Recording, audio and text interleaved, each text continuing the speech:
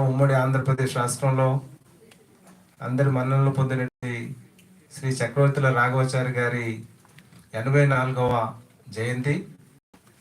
మనకు తెలుసు, రాఘవాచారి గారు 2019 సంవత్సరంలో అక్టోబర్ నెలలో వాళ్ళందరినీ వదిలి వెళ్ళిపోయారు. రాఘవాచారి గారితో సన్నిహితంగా ఉన్నటువంటి మిత్రులం అందరం కలిసి ఒక ట్రస్ట్ను కూడా ఏర్పాటు చేయడం జరిగింది. ఈ ట్రస్ట్ విజయవాడలో, విశాఖపట్నంలో, హైదరాబాద్లో అనేక యాక్టివిటీస్ చేస్తుంది. అంతేకాకుండా రాఘవాచారి గారి ట్రస్ట్ తరఫున రాఘవాచారి గారు రాసినటువంటి అనేక సంపాదకీయాలని పొందుపరిచి వాల్యూమ్స్ రూపంలో కూడా తీసుకురావాల్సి వస్తున్నాం. ఇప్పటికే 2 వాల్యూమ్స్ పబ్లిష్ అయినాయి. సో ఈ రోజు మనము ఈ రాఘవాచారి గారి 84వ జయంతి ఉత్సవాలు జరుపుకోవడానికి ఒక అంశాన్ని కూడా ఎంచుకున్నాం. ఎందుకంటే ప్రస్తుతం భారతదేశంలో జరుగుతున్నటువంటి మత వాయిలెన్సు, ట్రైబ్స్ మధ్య వాయిలెన్సు, దానికి తార్కాణంగా మణిపూర్ మన ఎదుటికి వచ్చింది. అంతకుముందు గుజరాత్లో చేశారు, మెజారిటీ వారు మైనారిటీల మీద దాడి చేశారు. ఇప్పుడు అక్కడ ట్రైబ్స్లో ఒకరి మీద ఒకరికి పురుగుల్పి అక్కడ ఆరని మంటల్ని రేపెత్తించారు. ఆ అంశం మీద మాట్లాడటానికి మనం ఇక్కడ హైదరాబాద్లో మన ప్రెస్ క్లబ్లో, సురవరం ప్రతాపారెడ్డి గారి ప్రెస్ క్లబ్లో సమావేశమయ్యాము. ఈ సమావేశాన్ని శ్రీ రాఘవాచారి ట్రస్టుతో పాటుగా నీల రాజశేఖర రెడ్డి రీసెర్చ్ సెంటరు ఇద్దరం కలిసి సంయుక్తంగా ఆధ్వర్యంలో జరుపుకుంటున్నాం. దీనికి అధ్యక్షత వహించవలసిందిగా మన అందరికీ పెద్దలు, సీనియర్ కమ్యూనిస్ట్ నాయకులు, భారత కమ్యూనిస్ట్ పార్టీ మాజీ ప్రధాన కార్యదర్శి, మాజీ పార్లమెంట్ సభ్యులు శ్రీ సురవరం సుధాకర్ రెడ్డి గారిని అధ్యక్షత వహించవలసిందిగా మనందరి తరఫున కోరుచున్నాను. Thank you comrade. మణిపూర్ అంశంపై, వైలెన్స్పై కీనోట్ అడ్రస్ ఇవ్వడానికి ప్రజాప్రతినిధి, అందరి మన్ననలు పొందినటువంటి, పార్లమెంట్ లోపల బయట మన్ననలు పొందుతున్నటువంటి కామ్రేడ్ బినయ్ విశ్వం గారిని వేదిక మీద ఉన్నారు, వేదిక మీద రావాల్సిందిగా కోరుచున్నాను.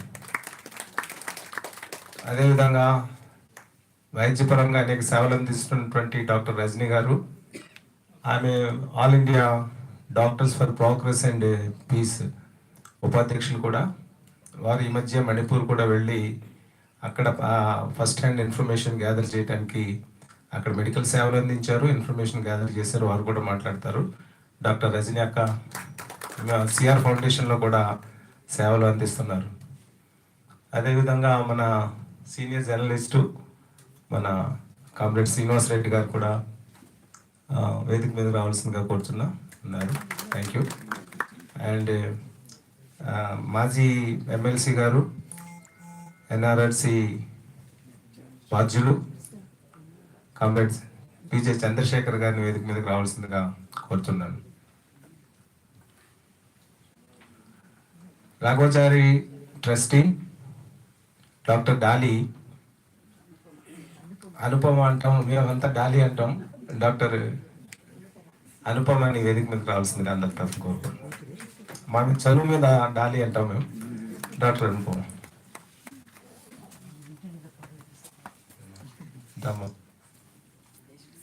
కూర్చోండి, మీరు చేసి కూర్చోండి. చేసేస్తారా? ఓకే. ముందుగా చిన్న పాట వేస్తాము. వేసిన తర్వాత డాక్టర్ అనుపమ గారు రాఘవాచారి ట్రస్ట్ గురించి బ్రీఫ్ రిపోర్ట్ ఇస్తారు. ఆ తర్వాత ప్రోగ్రామ్ని సారథ్యం వహించవలసిందిగా సుధాకర్ రెడ్డి గారిని కోరుతున్నాను.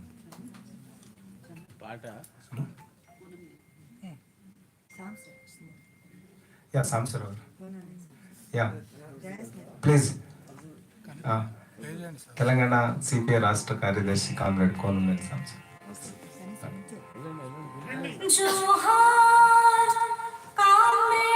చక్రవర్తుల రాఘవాచారి జోహార్, స్వచ్ఛమైన జర్నలిజం దీపధారి జోహార్.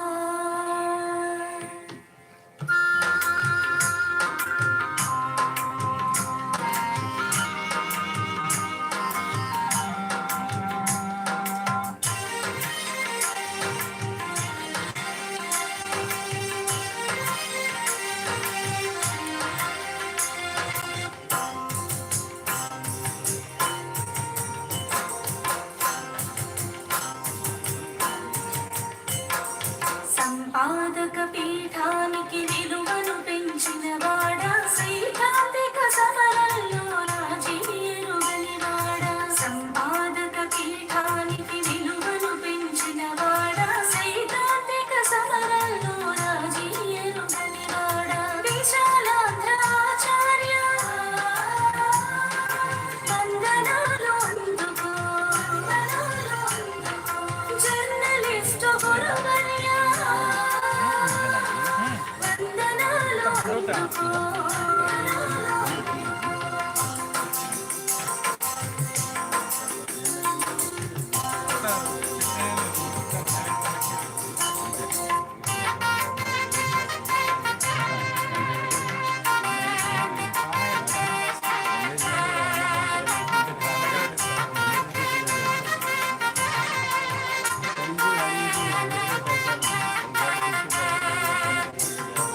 అక్షరమే ఆయుధమై పోరుబాట నడవాలని పోటెత్తిన శ్రామిక జన పోరాటం నిలవాలని అక్షరమే ఆయుధమై పోరుబాట నడవాలని పోటెత్తిన శ్రామిక జన పోరాటం నిలవాలని కరుణకేతనం మానవ చరిత్రలో నిలవాలని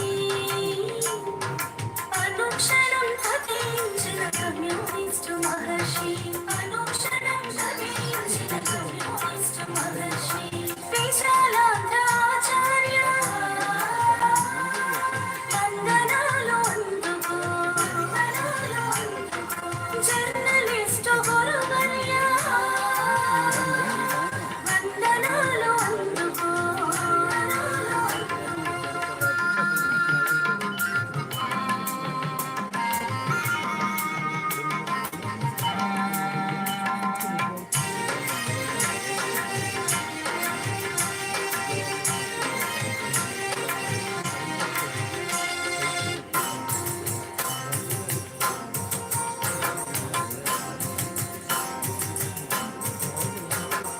కులమత భేదాలు లేని సంస్కృతిని సంకేతం తరతమ భావాలే నీ సందేశం కులమత భేదాలు లేని సంస్కృతిని సంకేతం తరతమ భావాలెరుగని స్నేహం నీ సందేశం ఆశయాలు ఆచరణకు జోడించిన యోధుడా అందరికీ ఆదర్శంగా నిలిచిన స్నేహితుడా అందరికీ ఆదర్శంగా నిలిచిన స్నేహితుడా విశాలాంధ్ర ఆచార్య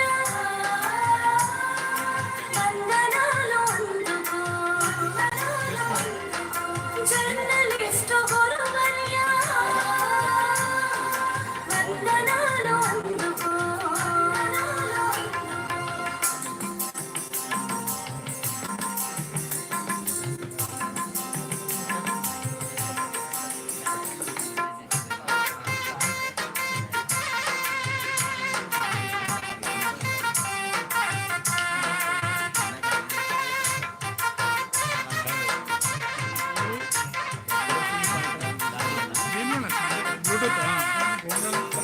చతుర్వేద పాండిత్యం సామ్యవాద సాంగత్యం భాషా శాస్త్రం నాట్యం సంగీతం సాహిత్యం చతుర్వేద పాండిత్యం సామ్యవాద సాంగత్యం భాషా శాస్త్రం నాట్యం సంగీతం సాహిత్యం సకల కళా ప్రావీణ్యం అణువణువున చైతన్యం అవధిలేని విజ్ఞానం అవమెరుగని వ్యక్తిత్వం అవధిలేని విజ్ఞానం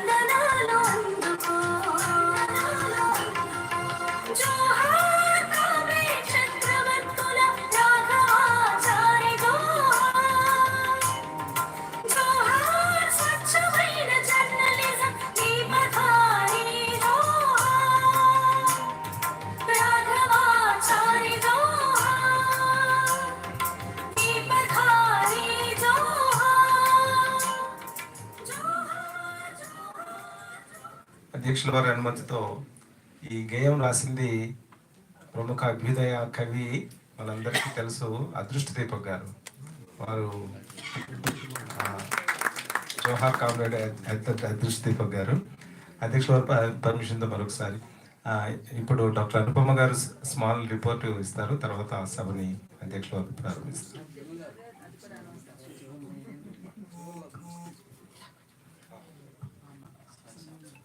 మరొక చిన్న అనౌన్స్మెంట్ అండి.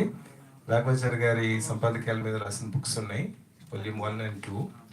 అది కూడా తర్వాత మీరు అందరూ తీసుకోవాల్సిందిగా కోరుతున్నాను.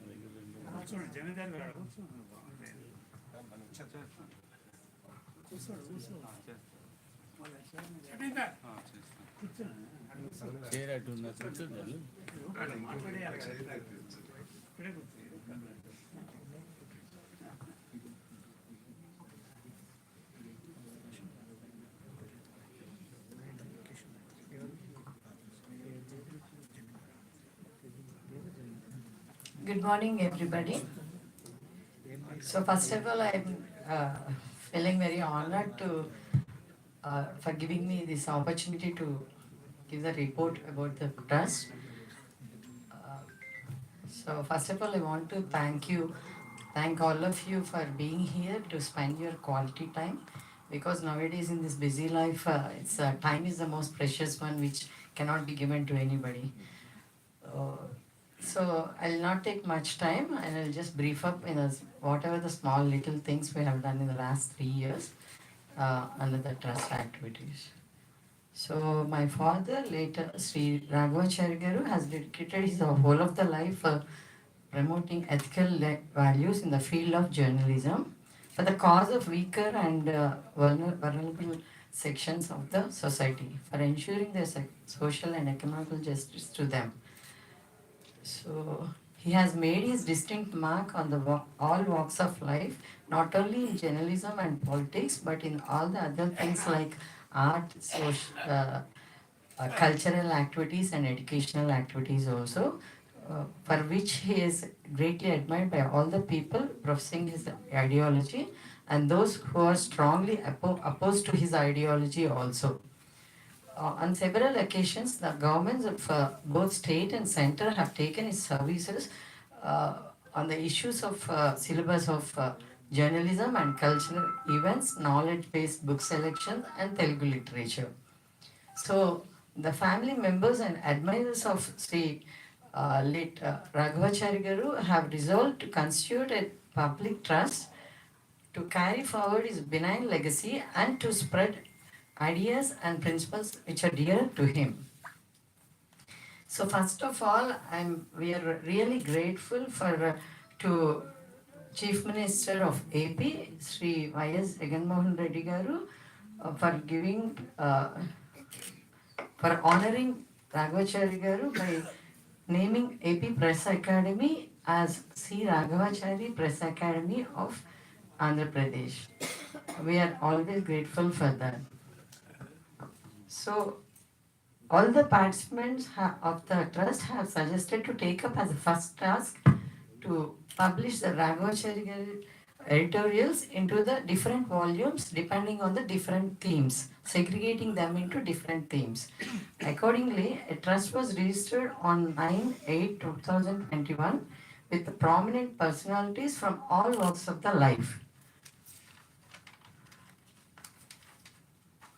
So, to brief up about the members of trust,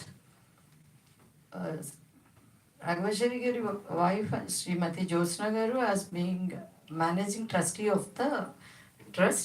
Rest of the members are Sri R.V. Ramarao Garu, senior journalist, K. Srinivas Reddy Garu, senior journalist, T. Suresh Garu, ex-ambassador to Indian ambassador to so many countries, and Aknen Chandrarao Garu, senior politician, and Jaminder Garu, professor in KLU University, Dr. Somasundar Garu, senior journalist, Krishna Garu, principal Abhyasa Vidyalaya, and Dr. Anupama, that's me. So I just want to brief the small 3-4 prominent activities we have done in the last 3 years. So Sri Raghavacharya Garu has passed away on 28/10/2019, and on 13/11/2019 a memorial meeting was held at Siddhartha Auditorium, Vijayawada. On this occasion a souvenir was published which have all the memories of prominent personalities which are who are closely associated with him. So regarding all the other activities, because of the COVID, which has started immediately after my father's death, the trust has confined its activity to only the Zoom meetings, which were done by several prominent personalities who has addressed about in different subjects like Indian philosophy, Indian history, science activities, and constitutional and educational topics. As per the decision of the trust, the first memorial meeting was held on 28/10/2020 at Chandram Buildings in Vijayawada. The first volume, the Sahityam Samskriti Kalalu, was released by Acharya Sri Ketu Vishwanath Reddy Garu, Kendra Sahitya Academy awardee, and a memorial lecture was given at the same time by Sri Madabushi Sridhar Garu, ex-RTI Act Commissioner, Government of India, and the Dean School of Law, Bennett University. And the second activity, the second memorial meeting was held on 28/10/2021 at Siddhartha Auditorium, Vijayawada, where Sri P. Sainath Garu, senior journalist, addressed on the topic of need of agricultural reforms in India. So after that, the second volume of editorials, Nivali, was which will have all the tributes given by Raghavacharya to different prominent persons, was released by Sri Ampasaya Naveen Garu, veteran journalist, and the meeting was addressed by ex-MP and ex-General Secretary of CPA, Sri Suravaram Sudhakar Reddy Garu. This meeting was held in Vijayawada on Hyderabad, on 12/6/2022. It was hosted by Friends from Hyderabad, a social service organization. On 28/10/2022, the third memorial meeting was held at Siddhartha Auditorium, Vijayawada. A famous journalist, Sri Akar Patel Garu, addressed the meeting, and nearly 400 to 500 people from different walks of life have participated in this meeting, making it as a grand success.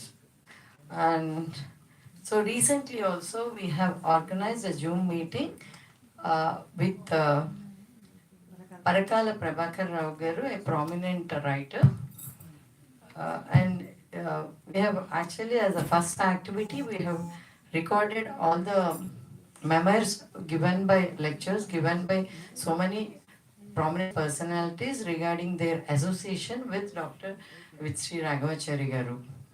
And he has been giving so many lectures, and in even All India Radio, which were being recorded, and we are trying to procure more and more of them.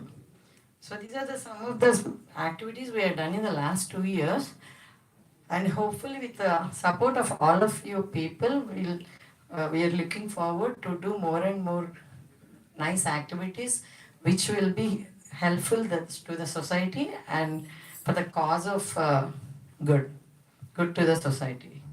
So the trust has already entered the job of selecting Dr. Sri Raghavacharya's editorials to a team comprising several individuals. So next volumes will be released in the recent time. So thanks for giving me this opportunity. Thanks a lot.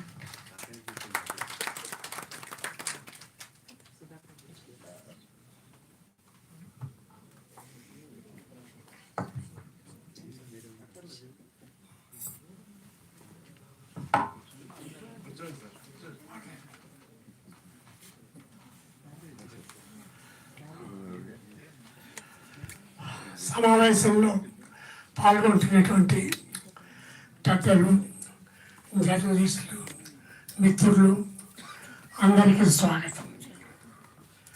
Comrade Raghavacharya గారి trust, నీలం Rajasekhara Reddy research centre ఈ రెండింటి ఆధ్వర్యంలో ఈరోజు ఈ సమావేశం జరుగుతుంది.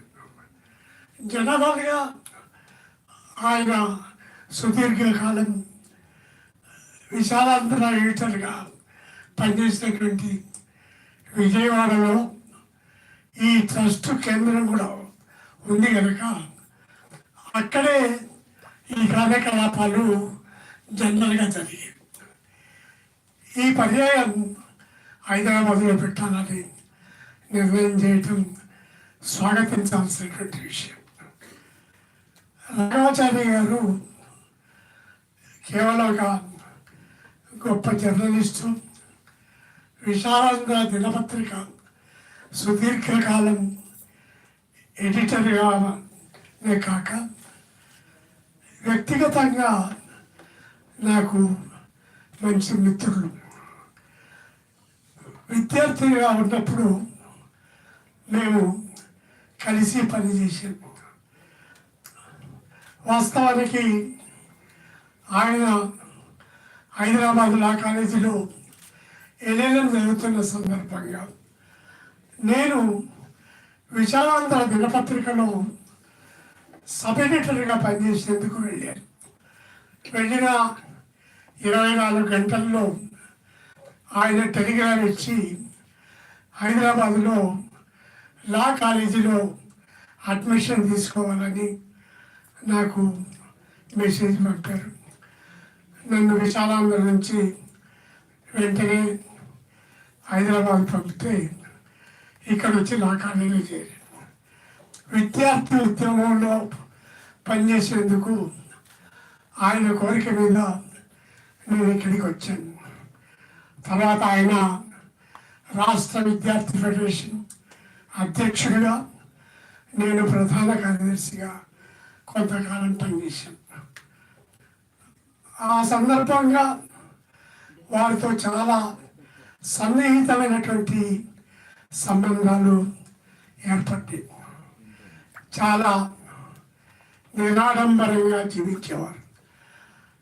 ఒక సనాతన కుటుంబం నుంచి వచ్చి సంస్కృతం చదువుకొని, ఉర్దూ చదువుకొని, ఆయన ప్రగతిశీల భావాలతో కమ్యూనిస్టు పార్టీకి అంకితమై పనిచేశారు.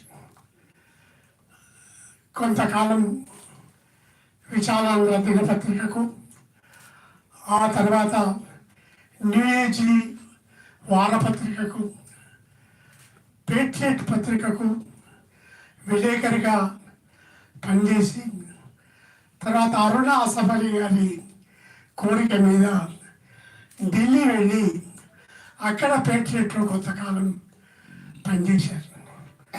ఆ తర్వాత పార్టీ కోరిక మీద మళ్ళీ తిరిగి వచ్చి ఇక్కడ బాధ్యతలు తీసుకున్నారు.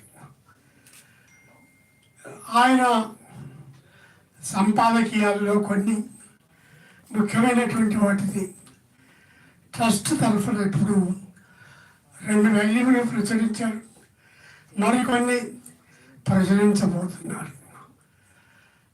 రాఘవాచారి గారి సంపాదకీయాలన్నింటి గురించి నేను చెప్పలేను, కానీ చాలా సింపుల్గా ఆయన అద్భుతమైనటువంటి విశేషణాలు రాసేవారు. భారతీయ జనతా పార్టీ ఏర్పడినప్పుడు గాంధీయన్ సోషలిజం అనే పేరుతో వారు తమ కొత్త పార్టీకి ఒక మార్గదర్శకంగా పెట్టుకున్నట్లు ప్రకటించారు. రాఘవాచారి గారు మరుసటి రోజు రాశారు, గాంధీ గారి మీద బీజేపీకి నమ్మకం లేదు, గాంధీ గారికి సోషలిజం మీద విశ్వాసం లేదు.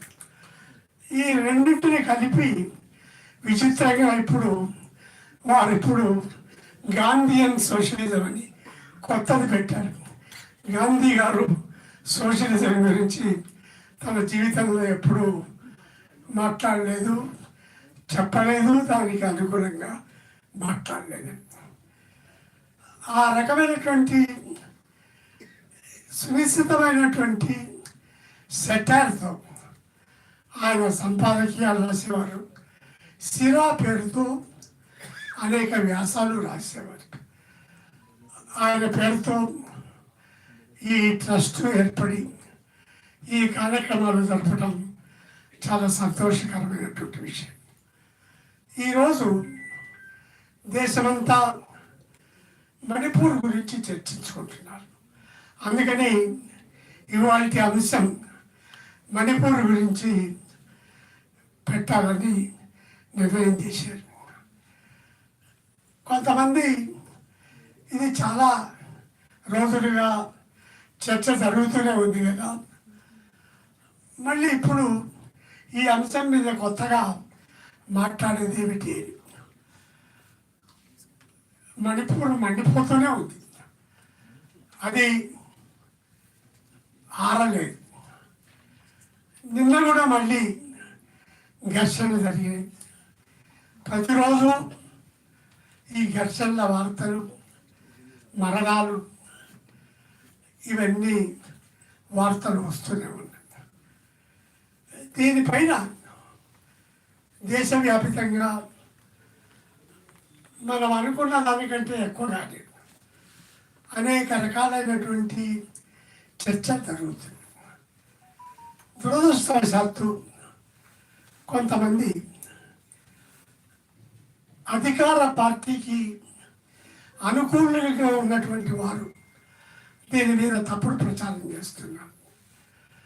మణిపూర్లో రెండు వైపులా కొన్ని సమస్యలు ఉన్నమాట నిజమే, కానీ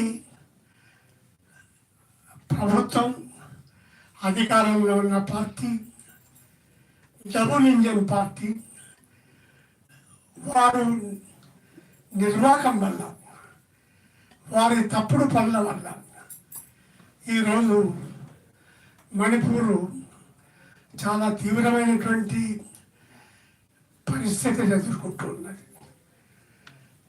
మణిపూర్లో పత్రికల్లో మీరు చదివి ఉంటారు, ఇది 93 ఒక మారుమూలకు ఉన్నటువంటి ఈశాన్య ప్రాంత రాష్ట్రం. ఇక్కడ నాగాలు, కుకీలు, మైతీలు కలిసి బతుకుతున్నారు. ఇది ఒక సంస్థానంగా ఉండేది. 1948లో భారతదేశంలో విలీనమైంది. అంతకుముందు నా రిజర్వేషన్లు తర్వాత కూడా కంటిన్యూ అయింది. సమస్య ఎక్కడ వచ్చిందంటే 53% మైతీలకు 8% భూభాగం ఉంటే దాదాపు మిగిలిన 47% ప్రజలకు లేక గిరిజనులకు ఎక్కువ భూభాగం ఉంది అనేది సమస్య వచ్చింది.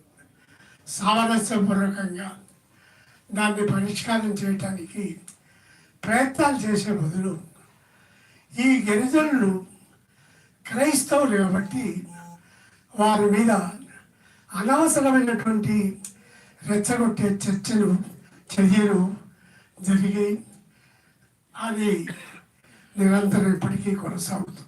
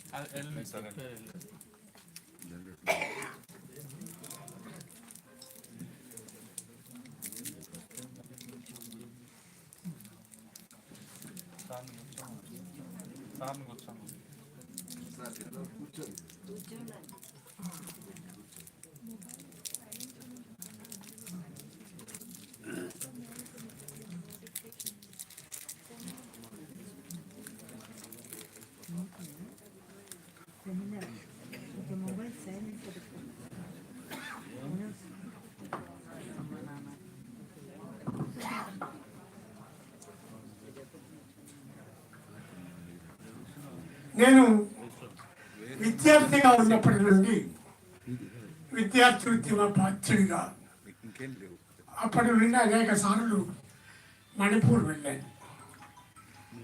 మణిపూర్లో మొదటిసారి వెళ్ళినప్పుడు అక్కడ వారు అడిగినటువంటి ప్రశ్నకు నేను నిర్ఘాంతపోయాను, కోపం కూడా వచ్చింది. మీరు ఇండియా నుంచి వచ్చారా అని అడిగారు. అంటే మీరే దేశం వాళ్ళని అడిగాను నేను. మేము మణిపూర్ వాళ్ళం అన్నాను. అంటే మీకే దేశం లేదా అని అడిగాను. నాతో పాటు ఉన్నటువంటి మిత్రుడు ఇక్కడ చాలామంది అట్లాగే అడుగుతారు. వెళ్ళి రెస్టారెంట్లో టీ తాగుతుంటే అక్కడ ఇదే ప్రశ్న వచ్చింది, షాప్కి వెళ్తే అక్కడ ఇదే ప్రశ్న వచ్చింది. నాకు చాలా ఆశ్చర్యం అనిపించింది. అప్పుడు కమ్యూనిస్ట్ పార్టీ తరఫున మణిపూర్ పార్లమెంటు సభ్యుడు మహేంద్ర ఉన్నారు. నేను ఆయన్ని అడిగాను, ఏమిటి ఇట్లాంటి ప్రశ్నలు వేస్తున్నారు, వీళ్ళు భారతీయులు అని అనుకోవట్లేదా, ఇండియన్స్ అని అనుకోవట్లేదా అని. అంటే ఎందుకు అనుకోవట్లేదు, అనుకుంటున్నారు అని. నీకు ఎంత టైం పట్టింది ఢిల్లీ నుండి ఇంఫాల్ రావటానికి అన్నారు. 3 రోజులు పట్టిందండి. కలకత్తాకు రైల్లో వచ్చి అక్కడి నుంచి మళ్ళీ రైల్లో గౌహతికి వచ్చి గౌహతి నుండి ఒక విమానం అక్కడ అస్సాంలో 6 జిల్లాల్లో ఆగుతూ పోతూ ఉంటుంది ఈ విమానం. అప్పుడు ఛార్జీలు చాలా తక్కువే, కన్సెషన్ మీద సబ్సిడీ మీద ఇండియన్ ఎయిర్లైన్స్ నడిపేవారు. నాకు గుర్తుండి 250 రూపాయలు 300 రూపాయలతో నేను రోజంతా ప్రయాణం చేసి ఇంఫాల్ చేయాలి. ఆయన చెప్పాడు, మాకు ఇక్కడి నుంచి బస్సు సౌకర్యం లేదు, మేము ఇక్కడి నుంచి నాగాలాండ్లో కోహిమా వెళ్ళాలి, అక్కడి నుంచి మరో స్టేషన్కి వెళ్ళాలి, ఆ స్టేషన్లో మేము అస్సాం చేరుకోవాలి. ఈ బస్సు 48 గంటలు పడుతుంది నాగాలాండ్ పోవటానికి. మొత్తం మీరు చెప్పినట్టుగా 3-4 రోజులు పడితే మేము కలకత్తా చేరుకుంటాం, 6-7 గంటల్లో బర్మా చేరుకుంటాం. అందుకని జనం మీరు ఇండియా నుంచి వచ్చారని అడుగుతారు. ఆశ్చర్యం లేదండి. మణిపూర్ బంగ్లాదేశ్కు అవతల వైపు ఏలియనేటెడ్, రోడ్డు సౌకర్యం లేదు, పరిశ్రమలు లేవు, అక్కడ ఏ రకమైనటువంటి రవాణా సౌకర్యాలు లేవు. వారానికి 2 రోజులు మాత్రమే విమానాలు ఉండేవి.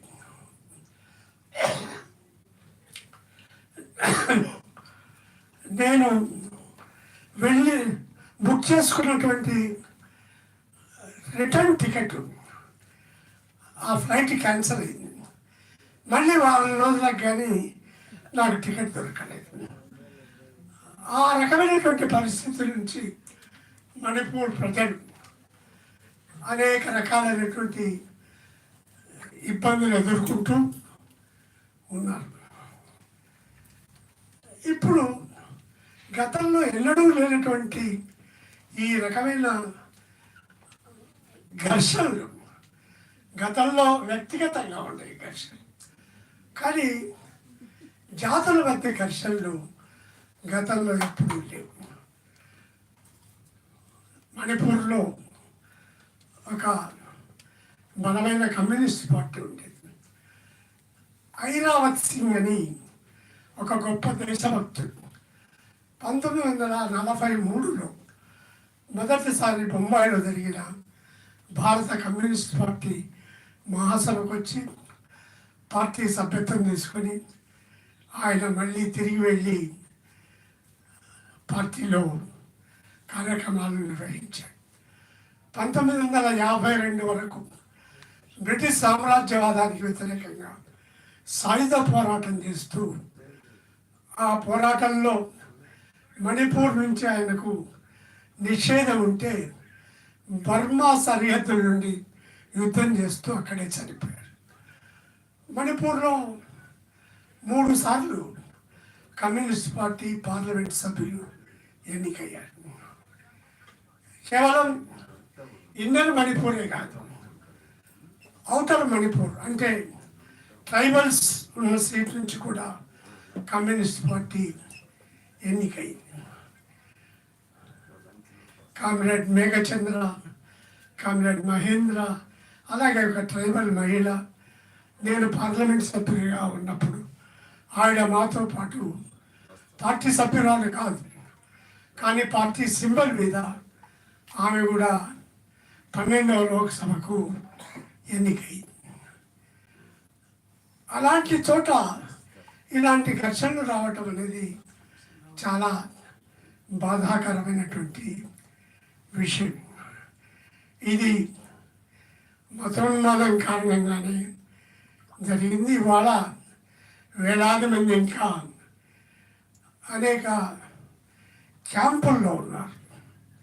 కొన్ని వేల మంది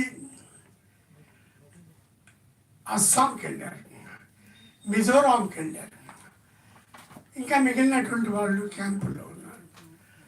2 ప్రాంతాల ప్రజల మధ్య విశ్వాసం లేనటువంటి పరిస్థితి. ఒక విషయం చెప్పాలి, దాదాపు 3000 ఆయుధాలు, అందులో దాదాపు ఒక 2000కు పైగా AK-47 తుపాకులు. వీటిని Meitei militant group police station మీద దాడి చేసి వాటిని ఎత్తుకెళ్ళారు. కేంద్ర మంత్రుల ఇళ్లకు కూడా రక్షణ లేనటువంటి పరిస్థితి. దీని నుంచి మనం మార్పు రావాలంటే ముందు ప్రభుత్వం యొక్క అవగాహనలో మార్పు రావాలి. ఈశాన్య ప్రాంత రాష్ట్రాలన్నీ విభిన్న రకాలైనటువంటి భాషలు, వారి ఆచారాలు, మతాలు ఇవన్నీ వేరువేరుగా ఉన్నాయి. వారు మణిపూర్ ప్రజలకు నేను ఒకసారి వెళ్ళిన సందర్భంగా అప్పుడు కూడా ఇలాంటి ఇబ్బంది ఏర్పడింది. పెట్రోలు అప్పట్లో 60 రూపాయలు ఉన్న పెట్రోలు మణిపూర్లో 200 రూపాయలు ఉంది.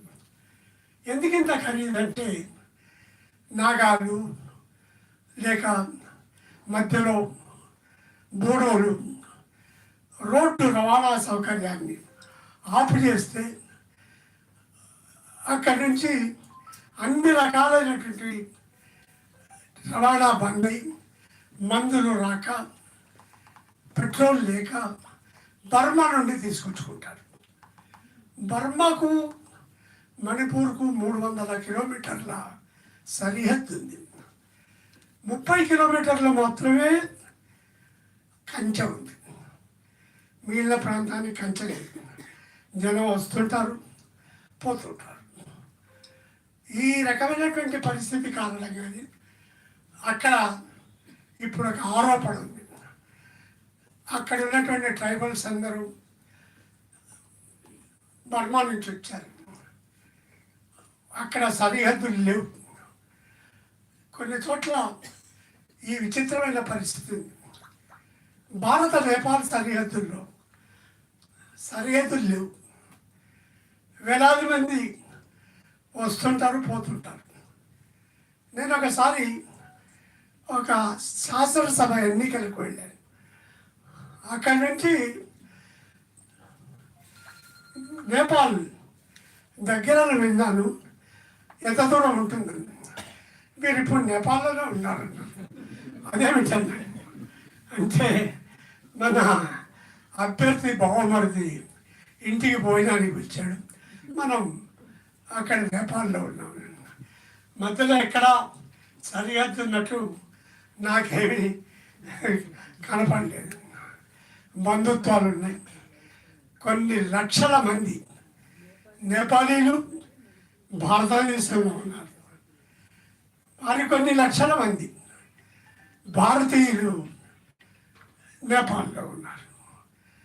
అట్లాగే ఇక్కడ బర్మాకు మణిపూర్కు మధ్యలోనే కాక ఈ ట్రైబల్స్ ఉన్నటువంటి అన్ని ఏరియాల్లో ఈ రకమైనటువంటి విచిత్రమైన సమస్యలు ఉన్నాయి. హఠాత్తుగా మీ మతాలు మార్చుకోవాలంటే ఇవి అయ్యే పనులు కాదు. వాస్తవానికి ఇది ఏదో పలానా మతం వల్ల వచ్చిందని చెప్పలేం. కానీ క్రైస్తవ మతం వచ్చిన తర్వాత అక్కడ విద్య వచ్చింది, కొంత నాగరికత వచ్చింది. నాగాల్యాండ్లో, మిజోరాంలో, మణిపూర్లో ఈ గిరిజనుల్లో క్రైస్తవ మతం వ్యాప్తి చెందించడానికి వారు విద్యను వైద్యాన్ని ఆయుధంగా వాడుకున్నారు. సామ్రాజ్యవాదం తమకు అనుకూలంగా దీన్ని ఒక ఆయుధంగా వాడుకున్నారు. ఆ రకమైనటువంటి పరిస్థితి దేశంలో విభిన్న ప్రాంతాల్లో ఉంది. వీటన్నింటినీ చాలా జాగ్రత్తగా పరిష్కారం చేసుకోవాలి.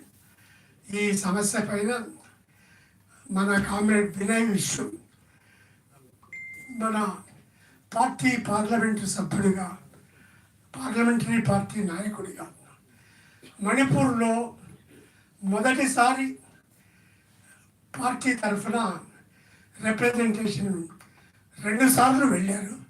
మొదటిసారి ఆయన మరో కామ్రేడు వెళ్ళి వారు స్వయంగా పరిశీలించి వచ్చారు. వారిని ప్రసంగించవలసిందిగా కోరుతున్నాను.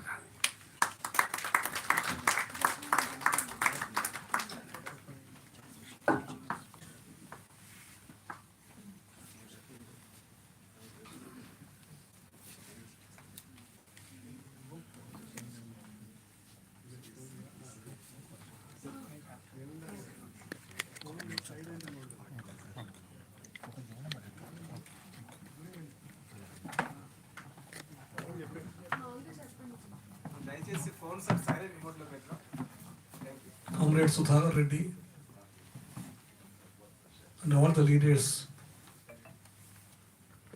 present here.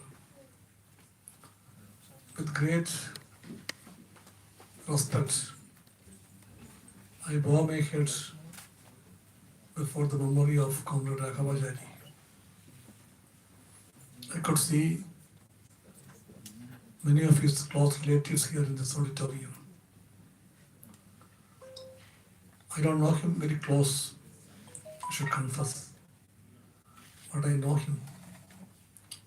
I have noticed him, and I have understood the greatness of Comrade Rakhavajani as a Marxist scholar, as a communist journalist, who always stand as a pillar in development of the party paper Vishalaandhra.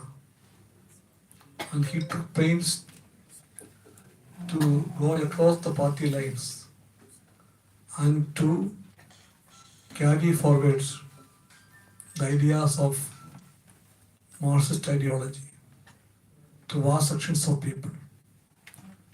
He was a politician, a thinker, a journalist, an artist, and I can tell that, I know that along with you, that he was a multifarious genius in all walks of life. So that's why his memory always inspires us.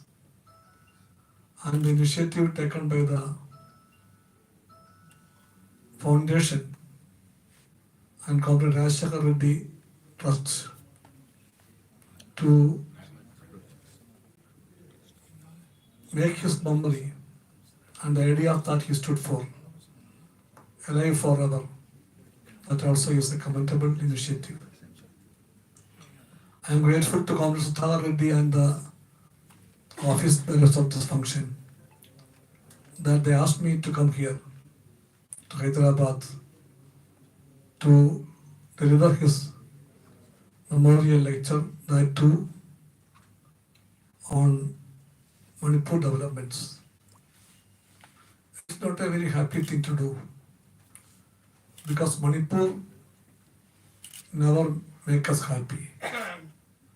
The very thoughts of Manipur make me sad. I have been to Manipur recently twice, and many of us have gone there many times. Today's Manipur is a land of sorrows, agonies, and tensions everywhere. I saw those people in the camps of both the Metis and the Cookies. They form the major part of the Manipuri population. Number-wise, Metis are more in number. Cookies not so large in numbers. But still they are there in considerable numbers. The Nagas are there.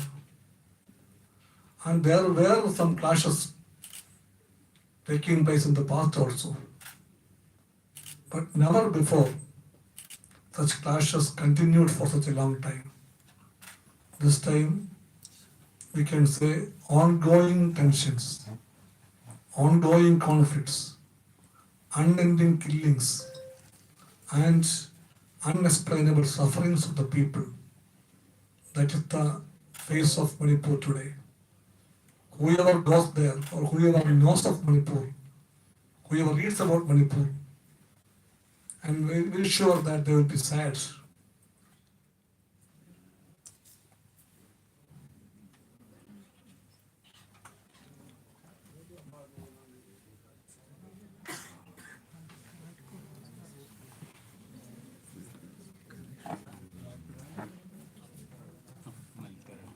They will feel sad in understanding the plight of those people, those men and women, old and young, children. Everybody is suffering a lot. We can imagine more than 4 months, not 4 days or 4 weeks. Thousands of people are forced to live in relief camps. I told in Imphal also, I told in Delhi also many times. Even though the government used to call it relief camps, the apt name for those camps are not relief camps. They should be called as refugee camps. That's the Manipur today. People in their own country, they are forced to live as refugees at the mercy of some others, not knowing what will happen tomorrow, not knowing whether they will be alive tomorrow, not knowing whether their houses are there still today, because they are not in their houses, they are in the camps. Camps may be of some schools or colleges or some public spaces. Whatever they are, they call it camps. The best name to be called, the truthful name is refugee camps. So that is the Manipur. People become refugees there in their own land. They were more or less leading a life, a complacent life, a rather peaceful life in the past. We have seen them. We knew about their past also little. Sometimes they clashed. In some clashes, it was the Cookies and the Metis clashed each other. But then after some time, the government or some other initiatives take place and they will come together to live together. But this time, till this day, from 3rd of May, there is not even a single trace of peace in Manipur.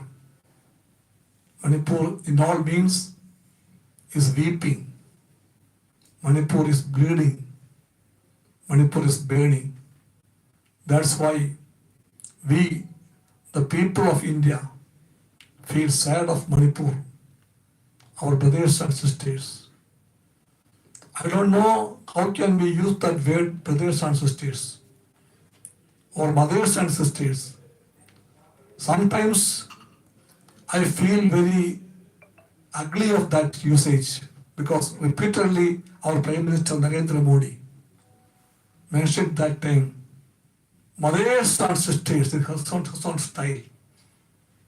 He talked only twice about Manipur the last 4 months. How should we call such a Prime Minister? What we should talk about him? In his country, at a part in the northeast, for weeks and months together, people are suffering, and those sufferings are unexplainable. Still, the Prime Minister, who is well known for the rhetoric of him, and we all know he has a long tongue, and always he reminds us like this 56 inches chest, that also is true. But for what? Why this long tongue? Why? For what this chest 56 inches? Even once he never told emphatically to anybody, stop this violence in Manipur. No. No initiatives were taken. He went to several parts of the world in these weeks. Several times. It never happened. Naturally, I thought the next day of the parliament, where he also spoke on Manipur, once again about the mothers and sisters of Manipur. He told, India is with you. I thought that the cunning politician in Narendra Modi will take him to Manipur the next day, not with sincerity, not with his heart, but for the propaganda purpose.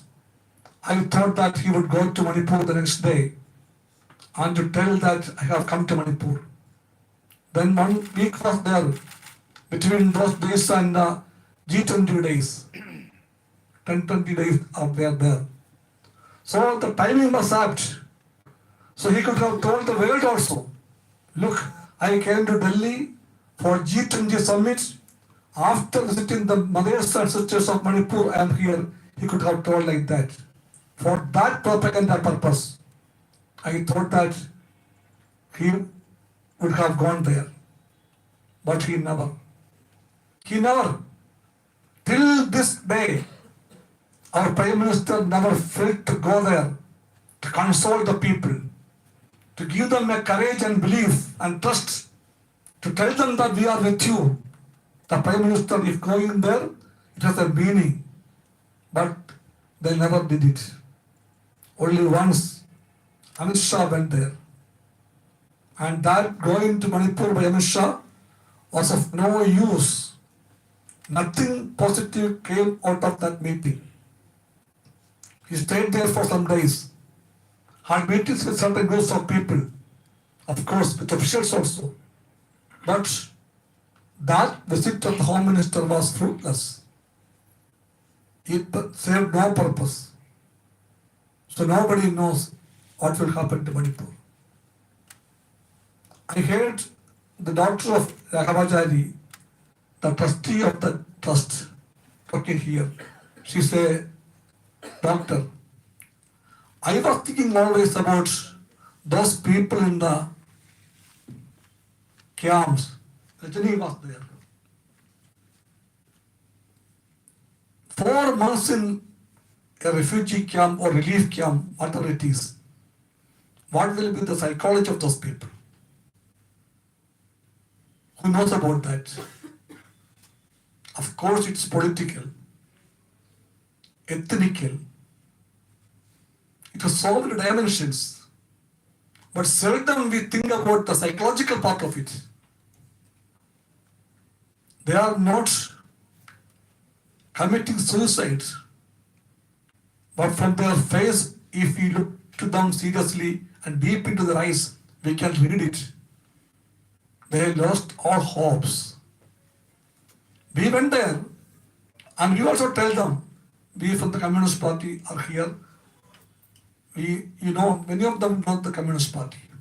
Many of them. Because the Communist Party was the party which is always there in their life. In happy days, and in happy days also, this party was with them. Sudhakar Reddy, our comrade, our leader, was telling about Irabat Singh. They call him as Janamneta Irabat. It's a proud thing. Not only the communists, everyone in Manipur knows Irabat. Everyone knows that Irabat was a communist. The Communist Party has a prestige in Manipur as the party of Irabat. And the whole people of Manipur even today call him as Jananeta Irabat. He was Jananeta. By his life and deeds, he proved that he was Jananeta. How should be a communist? By his life, Irabat Singh explained to the people that how should be a communist. So this party is known to the people of Manipur. In the camps also, the men and the women, they tell us, we know the Communist Party. What we did to them? We did to them the same thing. That we are here to tell you that the Communist Party, as in the past, will stand with you. We will try with all our possibilities to bring back peace and ensure that harmony exists in Manipur. We assured them. But still I can feel those eyes are telling us that we have little hopes. That is the psychology of Manipur today. So beyond the political part of it, beyond the economical and ethnical part of it, I want to share this feeling of those people, those helpless people, hapless people. Those people always have only sorrows with them since so many months. Their psychology has a meaning in this deliberation which we do here. I think Rajani, being a doctor, might have analyzed it. I had a quick look at the IPTA document also, which you touched upon that part, the medical part of it. So it's a complex situation. And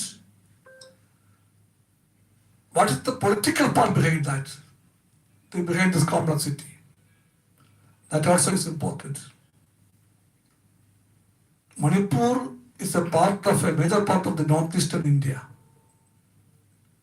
And BJP is telling that the northeastern part of India is now waiting for the BJP. They're telling like that. They tell in many of those states, Christians are in large numbers. And those states have elected BJP to rule the states. Then they were telling all over the country, BJP has got the trust of the people of the Northeast.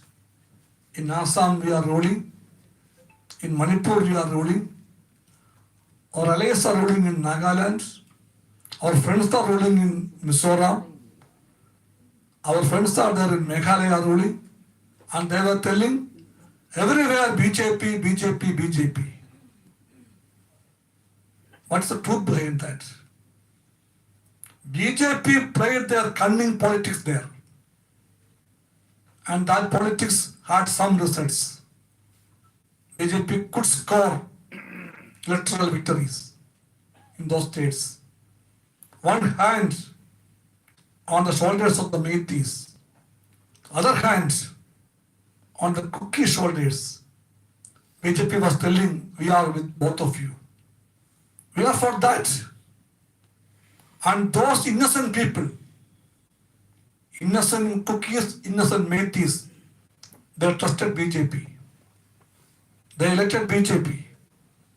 The first coming to power was out of crook, out of all kind of ill practices. They won the cooked up majority. At that election, BJP was not in majority, but they managed it through the governor, through the Delhi Home Ministry. They managed it, and they could form a government 5 years back, 7 years back, and that government ruled. Second time, by this mechanism, which sometimes they call social engineering, they worked it out. They got a majority, and that government is now ruling.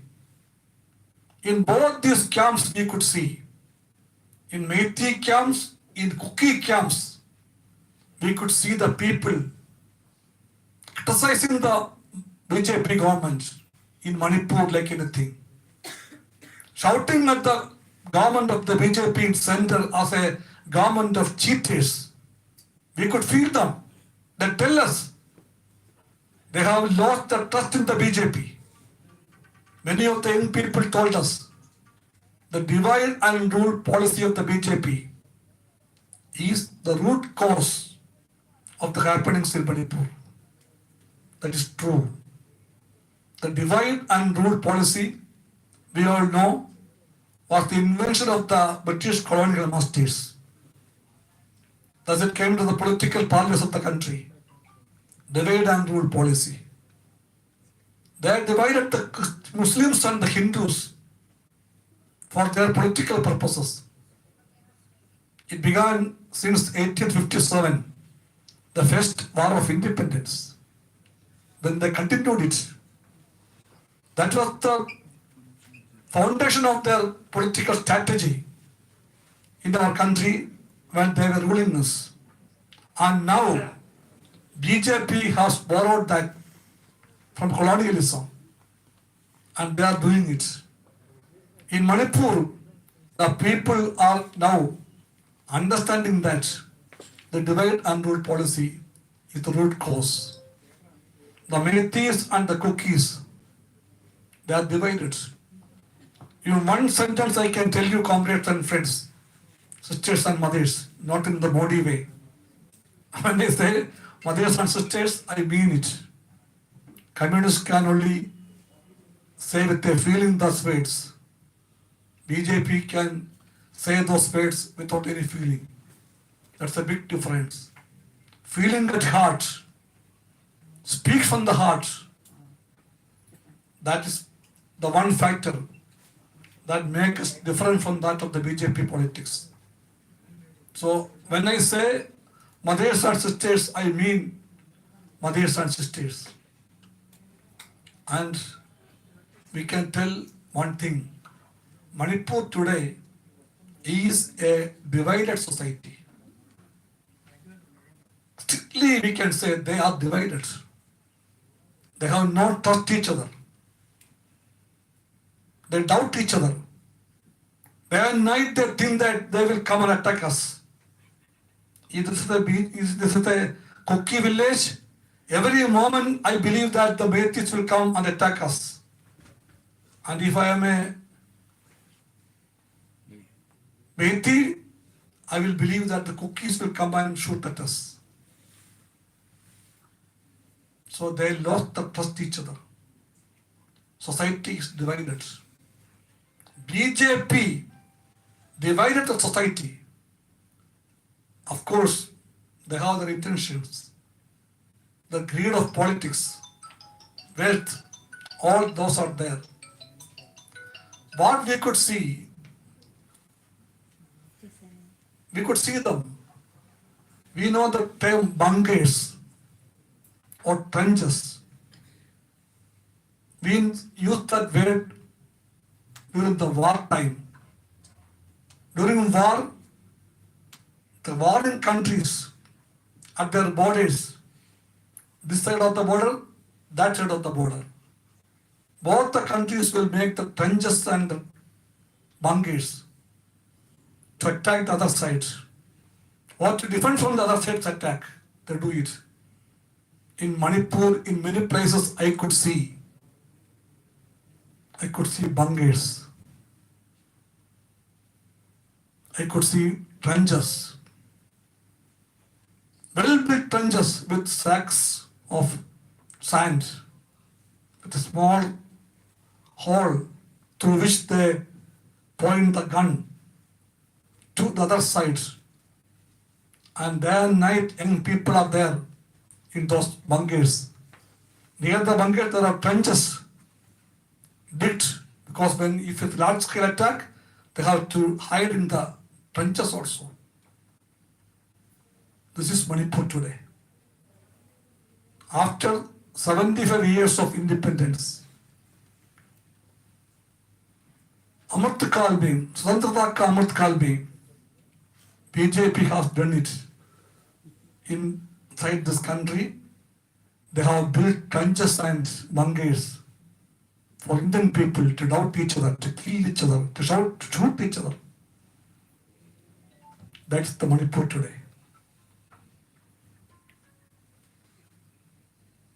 And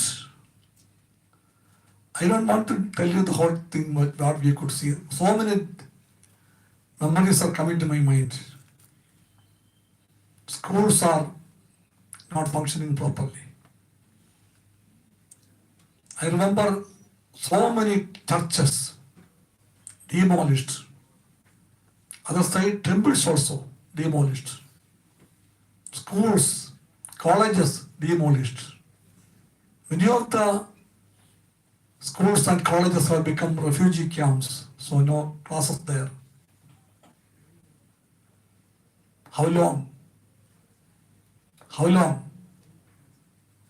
We know when this natural calamities take place, we open camps.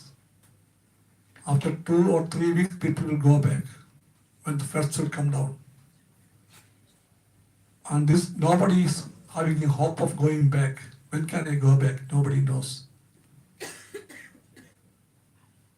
So colleges and schools have become refugee camps. So no education. And anytime, anything can happen. Now it is curfew again in Manipur.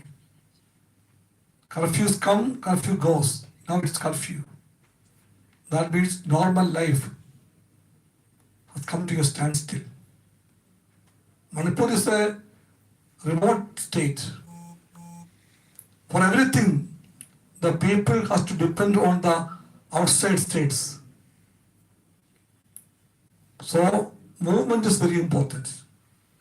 Highways are closed for several weeks.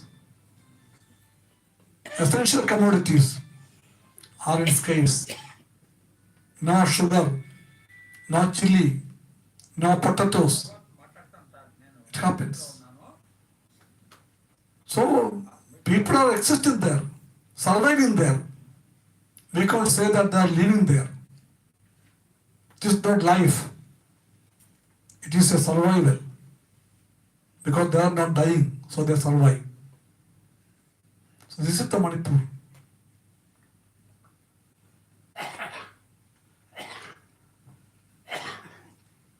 Cookies and Metis, are they tribals or not tribals?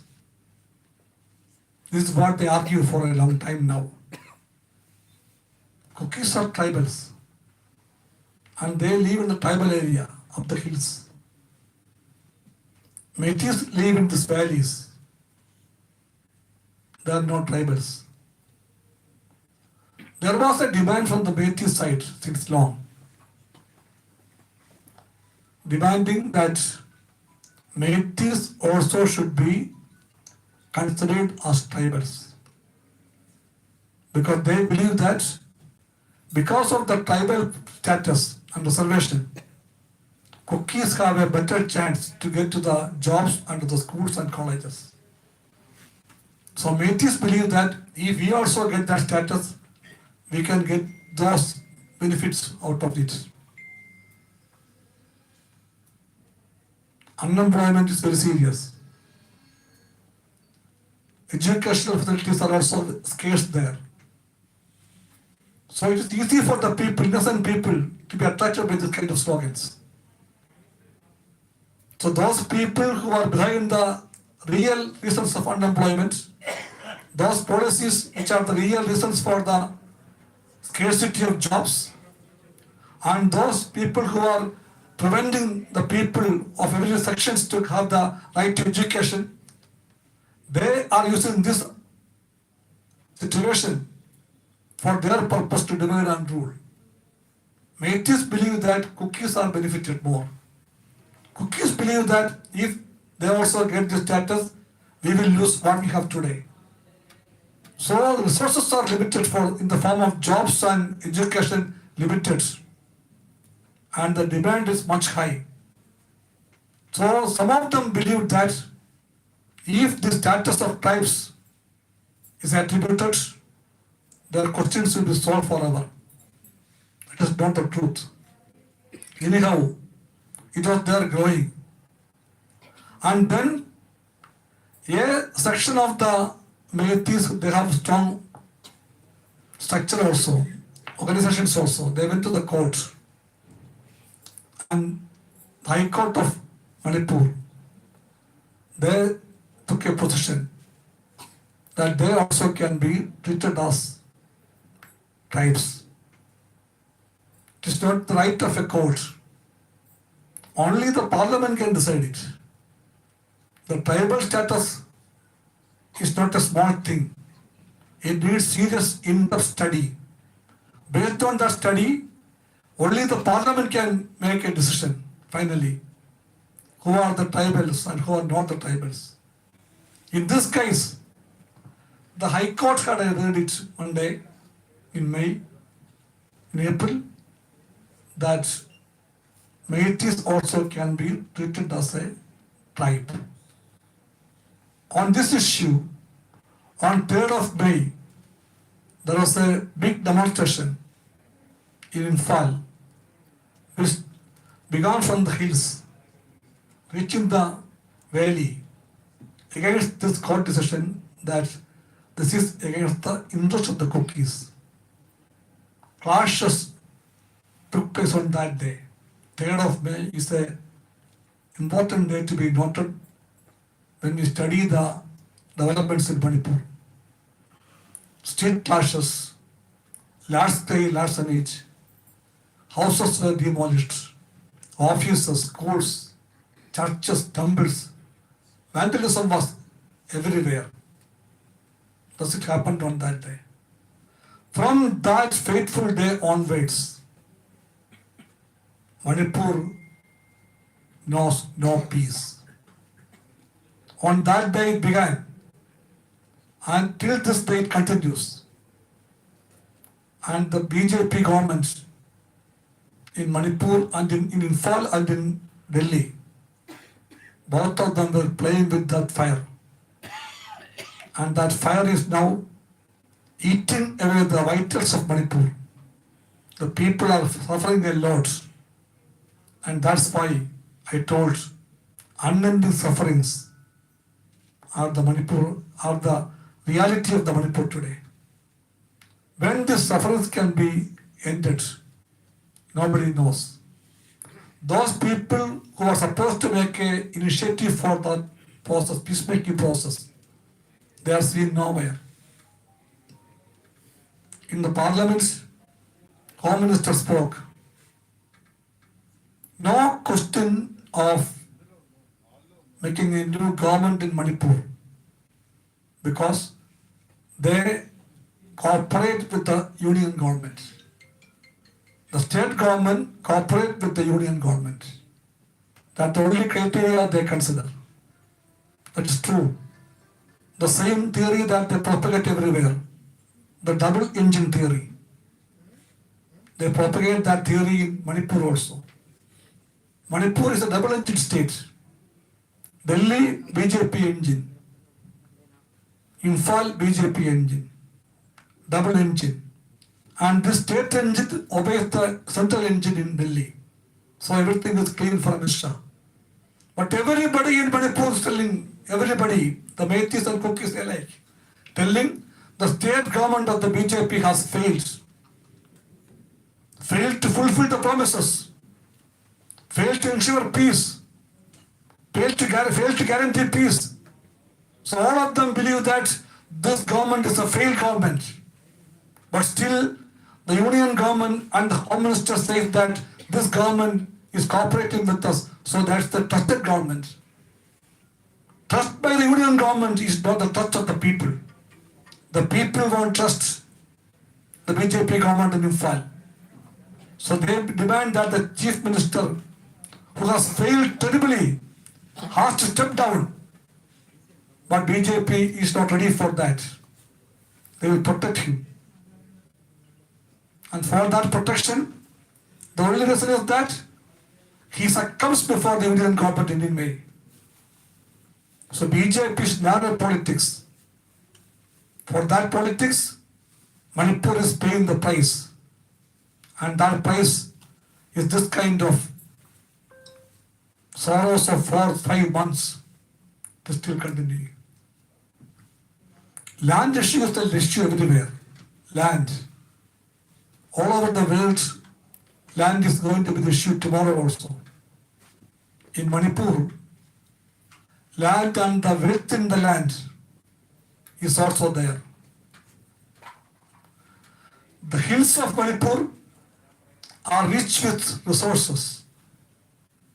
Rich they are. All kind of very bare minerals are there under the soil of those hills. And the corporates are trying to loot those wealth. But they cannot enter those places because it's a tribal area. In the tribal area, they cannot go and invest as they like. Land cannot be owned by anybody there. Land can be owned only by tribals in those areas. Thus says the laws. So the easiest way is that to make everybody tribals, so that anybody can go there and buy the land there. Even now, the neighbor development, 65,000 acres of land. It is said that already on the way, purchasing by Adani Group in this name or that name for investment, for development. That's the plan is ready. Adani knows that those hills and the wealth there, it is uncountable, unmeasurable. So the best way to reach those places is that if one can purchase land, if a Muthi or a group of Muthis can purchase land there, after 1 or 2 months or weeks, Adani Group can purchase those lands. Now, this purchase of land, selling of lands in those areas are prohibited. So this situation is changed to pave a way for anybody from any place to purchase land and to plunder the land, to loot the land and open the mines. And if one could open a mine there, then the wealth is uncountable. So this greed is there. And Adani is said to be on their wings there to enter Manipur. The Imphal airport is already on the way of sale. So all these are intermingled. The corporate greed of the looters and the political patronage that they get from the BJP governments, that also is an important factor. Now people are not discussing it in a big way. I believe that time will come, the people will discuss about that also. Because that is an important factor of what is happening in Manipur today. The greed of those corporate looters and the political support that they get from the governments in Delhi and Imphal, that is a very important factor in dividing the people in this tribal, non-tribal clashes. All these are linked with this also. So, the time has come. All this has to be taken to the people's knowledge. Now Delhi is celebrating G20. And Prime Minister all for telling about the harmony of the people. The whole earth, the whole globe, he says, is one. One earth, one people, one future, everything he is telling. for coining the slogans. They have a team, and that team is well controlled by the Modi and such and company. So slogans are very beautiful, but slogans alone is not the fact. All these slogans are hollow slogans. Manipur is telling, Northeast is telling, this government don't believe that the people are one. This government don't accept that the India is one. And they are now not even ready to call India, India. They want to call a new name for India. That name is not new. But for India, India is the best name. The name known to the whole world since long. But now they say that Bharat is the word for India, name for India. So issues are diverted. New slogans are being coined. And behind that, they are trying to rally the people. The purpose is to divide the people. I heard in the parliament an MP from Mizoram, and his party is Mizo National Front, a party in the NDA of the BJP. That MP was shouting that you are not allowing us to speak here. You don't treat us as the Indian citizens. The highest voice he shouted, we are Indians. Allow me to speak here. An NDA ally shouted in the parliament. BJP has 2 MPs, the Lok Sabha. They were telling the whole people to know BJP did not allow us to speak in the parliament. Even in the debate of the no confidence motion, those 2 from the concerned state of Manipur had no chance to speak. This is democratic approach of the BJP. And we called and we asked them, the government, the BJP, is this the meaning of democracy? If this is democracy, that democracy is a treachery of the people. That is the BJP democracy. It is not the Indian democracy. It is not for that democracy this country fought for years and years together. But BJP is making use of any words only for their narrow political ends. How can we forget those 2 women? We all saw that video. Only once we could look at it, only once. Those who have mothers and sisters, they will have no courage to look at that videos for a second time. We don't know who they are. They are women.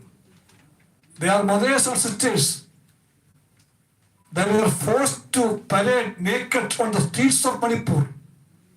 We could see hundreds of people, hooligans, shouting, running behind them. Those videos happened in this country. The incident was on 4th of May. On 4th of May it happened. For several weeks, nobody knew about it. Then somebody leaked it out. Then only the people came to know about this incident. And what happened to the culprits? Who are the culprits? How dare they are?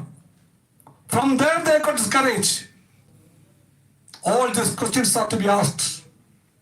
And the country is asking these questions. They talk about the Indian mythology very much. And if that mythology has some message to the people, we should remember the Shasana of Mahabharata. The Shasana did the same thing to Draupadi. He wanted to undress Draupadi. In the king's court of the Kauravas. So that Dushasana is the rule in the country. BJP is the new Vishasana. And that Vishasana is now making the Indian womanhood naked. And they are shouting about Bharat, Bharat. What Bharat it is? We remember this Bharat. That Bharat is Satyam Eva Jayade Bharat. That Bharat is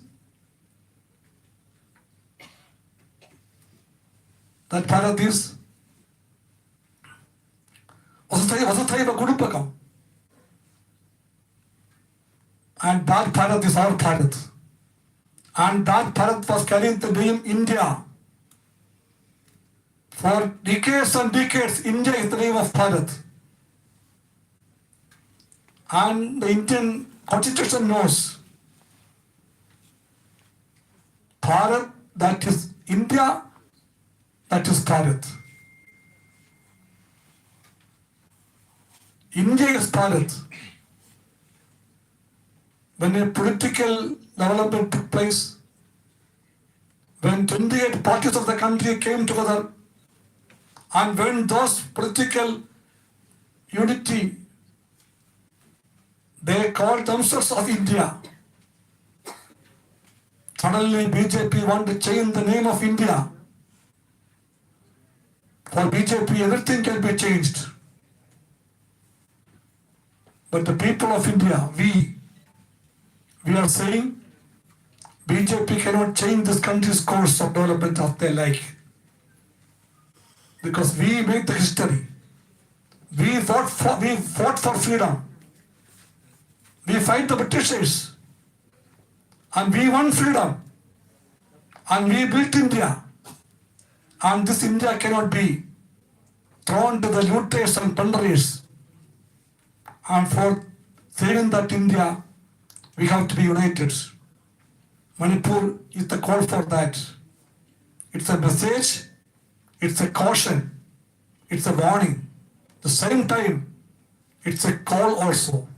And that call is to come together in defense of the country, for the unity of the people. In the name of Irabat's party, Communist Party, in the memory of Comrade Rakabajadi, we all stand together or sit together here to say that we are with the people of Manipur. We are with the mothers and sisters of Manipur. We tell them that we will be with them till the victory will come to them. With this words I conclude. Thank you very much.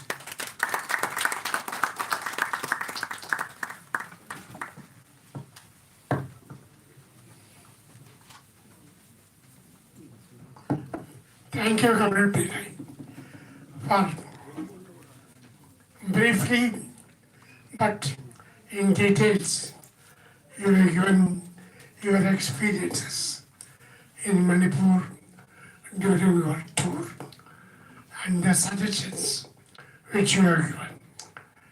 Now I request Dr. Rajati.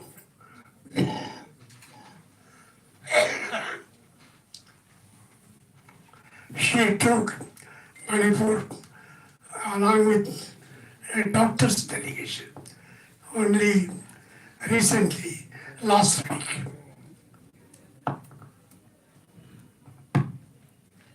దయాస్ మీద ఉన్న పెద్దలు, దయాస్ ముందున్న పెద్దలు అందరికీ నమస్కారం. యాక్చువల్గా comrade Sudhakar Reddy గారు, comrade వినవేశ్వం గారు పొలిటికల్గా చాలా ముందే చెప్పారు. ఆ విషయంలో నాకు కొంచెం ఈజీ అవుతుంది. కానీ మేము డాక్టర్స్ టీమ్ వెళ్ళినప్పుడు మాదంతా కాన్సన్ట్రేషన్ అంతా రిలీఫ్ క్యాంపుల మీదనే ఉండింది. కానీ మమ్మల్ని అక్కడ ఎయిర్పోర్ట్లోనే ఆర్మీ రావడం, మీరు ఎందుకు వచ్చారు అని క్వశ్చన్స్ చేయడం ఇలా జరగడంతో ముందే మా డాక్టర్స్ మాకు చెప్పారు. యాక్చువల్గా మేము ఇంతకుముందు ఎన్నో క్యాంపులకు వెళ్ళాం, తమిళనాడు వెళ్ళాం, కేరళ వెళ్ళాం, కాశ్మీర్ వెళ్ళాం. ఎక్కడికి వెళ్ళినా ఎక్విప్మెంట్, మెడిసిన్స్ అన్నీ తీసుకొని వెళ్ళాం. కానీ ఈసారి జరిగింది మాకేంటంటే, మీరు మెడిసిన్స్ ఏమీ తీసుకొని రావద్దు, ఇటు వాళ్ళు అటు పోకూడదు, అటు వాళ్ళు ఇటు పోకూడదు, మీరు మెడిసిన్స్ తీసుకురావద్దు అని చెప్పి మాకు ఇన్స్ట్రక్షన్ ఇవ్వటం జరిగింది. అయినా ఇవి కొంచెం తీసుకుపోయాం. కానీ జరిగింది ఏంటంటే, అక్కడ మేతీస్ కానీ కుకీస్ కానీ వాళ్ళు అనుభవిస్తున్న, ఆయన చెప్పారు అవి రిలీఫ్ క్యాంపులు కాదు. నిజంగా మేము కూడా ఇంతకుముందు క్యాంపులు చూసాం, కానీ అవి రిలీఫ్ క్యాంపులు కాదు, నిజంగానే శరణార్థుల క్యాంపులు అవి. ఆ క్యాంపుల్లో ఇటు మేము వెళ్ళిన రోజే 1 సెప్టెంబరు యాక్చువల్గా అక్కడ కమ్యూనిస్ట్ పార్టీ ఆ సెప్టెంబర్ మాసం మొత్తము ప్రోగ్రామ్స్ చేసుకుంటారు. కామ్రేడ్ ఐరావత్ సింగ్ పుట్టడం, చనిపోవడం, ఆయన అండర్ గ్రౌండ్కి వెళ్ళడం, ఆ పార్టీలో జరిగిన ఘట్టాలు అన్నీ కూడా సెప్టెంబర్ మాసంలో జరిగాయని వాళ్ళు ఆ రోజు మీటింగ్ పెట్టుకొని ఉంటే, మాకు కూడా అది చాలా అవకాశం కదా, మహిళల్ని కలిసి అక్కడ విషయాలు తెలుసుకోవచ్చు అని చెప్పి వెళ్ళాము. అక్కడ మహిళలు కలవడం జరిగింది. ఆ మహిళలు కూడా చాలా బాధపడుతున్నారు. ఎందుకంటే 1998లో జరిగిన ఇష్యూ మనందరికి తెలుసు. అస్సాం రైఫిల్స్ అక్కడ మహిళల్ని రేప్ చేసినప్పుడు మహిళలందరూ వచ్చి ఏకంగా నిలబడి, ఎంతమందిని మీరు రేప్ చేస్తారో రండి అని చెప్పి నిలబడి పోరాడారు. ఈరోజు అది కాదు విషయం. ఈరోజు విడిపోయాం మేము, ఈరోజు మేము చేయలేకపోతున్నామని చెప్పి చాలా బాధపడ్డారు మహిళలు. తర్వాత మేము వెళ్ళిన క్యాంపు మణిపూర్, ఇంపాల్కి పక్కనే ఉన్న క్యాంపు, అది స్పోర్ట్స్ కాంప్లెక్స్లో ఉంది. అక్కడ అందరూ మైతీలే ఉన్నారు. వాళ్ళని కలవడం జరిగింది. వాళ్ళకి ఇస్తున్న ఆహారం ఏంటి, మందులు ఏంటి, అవన్నీ చూస్తే నిజంగా ఇక్కడ ఒక గవర్నమెంట్ ఉందా, వీళ్ళకి అసలు ఒక రిలీఫ్ క్యాంప్ నడుపుతుందా అని ఆశ్చర్యం జరిగింది మాకు. అక్కడ చాలామంది స్కిన్ డిసీజెస్, అంటే ఆ రోజు వాళ్ళు చెప్తుంది ఏంటంటే, ఒక లేడీని తీసుకొచ్చారు, షీఈ్ ఏ విక్టిమ్ అని చూపించారు. ఆమె భయపడుతుంది చెప్పడానికి, వణిగిపోతుంది ఏం జరిగిందని చెప్పడానికి కూడా. 3rd మే హైకోర్టు ఇది విన్న తర్వాత కుకీలందరూ peaceful rally, that's not even a protest rally, peaceful rally జరపడానికి వచ్చారు. అక్కడ ఎవరు ఆ ఫైరింగ్ జరిపారో మాకే తెలియదు, ఆ కల్ప్రిట్స్ ఎవరెవరో మాకు తెలియదు. అసలు అది ఆ ట్రిగ్గరింగ్ పాయింట్ అయ్యింది. దాన్ని ముందు పట్టుకుంటే అసలు ఇది మాకు ఘోరాలు జరిగేవి కాదని వాళ్ళు చాలా బాధపడుతున్నారు. అలానే మనకు తెలుసు, వీడియో చూసాం, ఆ మహిళల్ని ఎలా చూసారో అది నిజంగా అది చూసిన వాళ్ళందరం కూడా చాలా బాధపడ్డాం. ఆ క్యాంప్లో ఉన్న వాళ్ళకి స్కిన్ డిసీజెస్, గర్భిణీ స్త్రీలు ఉన్నారు. ఆ గర్భిణీ స్త్రీలకి ఒక పోషకాహారాలు కానీ ఏమీ లేవు. కొంచెం బియ్యం ఇస్తారు, ఆలుగడ్డలు ఇస్తారు. అక్కడ లోకల్ మహిళలు ఏం చేస్తున్నారంటే, ఆ ఫీల్డ్స్లోకి వెళ్ళి వాళ్ళేవో కొన్ని ఆకులు, ఏవో కాండాలు ఇలాంటివి తీసుకొచ్చి వండి పెడుతున్నారు. పిల్లలకైతే ఘోరాతి ఘోరంగా ఉంది. పిల్లలకి నైట్ మేర్స్, ఆ రోజు చూసిన ఫైరింగ్స్ కానీ, ఆ కొట్లాటలు కానీ అవన్నీ చూసి వాళ్ళకి రాత్రిపూట భయంకరమైన కళలు వస్తున్నాయి. పిల్లలకి ఏడుస్తున్నారు, మమ్మల్ని ఎప్పుడు మళ్ళీ మా ఊర్లోకి తీసుకుపోతారు, మమ్మల్ని ఎప్పుడు మళ్ళీ మా స్కూల్స్కి తీసుకుపోతారు, ఏడుస్తున్నారు వాళ్ళు అక్కడ.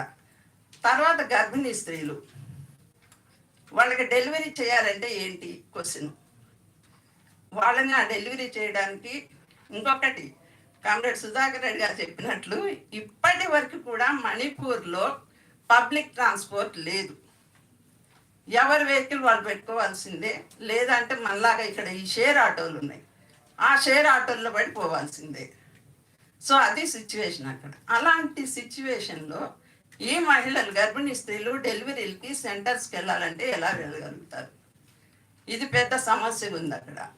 రెండోది, మహిళలు మనకు తెలుసు మెన్స్ట్రువల్ సిచ్యువేషన్స్లో ఎలా హైజీనిక్గా ఉండాలి.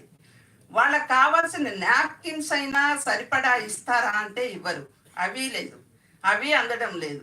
ఏవో కొన్ని స్వచ్ఛంద సంస్థలు వెళ్ళి అవి ఇస్తున్నాయి, లేకపోతే కొంచెం ఆయిల్, కొంచెం పప్పులు తీసుకుపోయి, కొంచెం కూరగాయలు తీసుకుపోయి వాళ్ళు ఇచ్చిన వరకే అవి.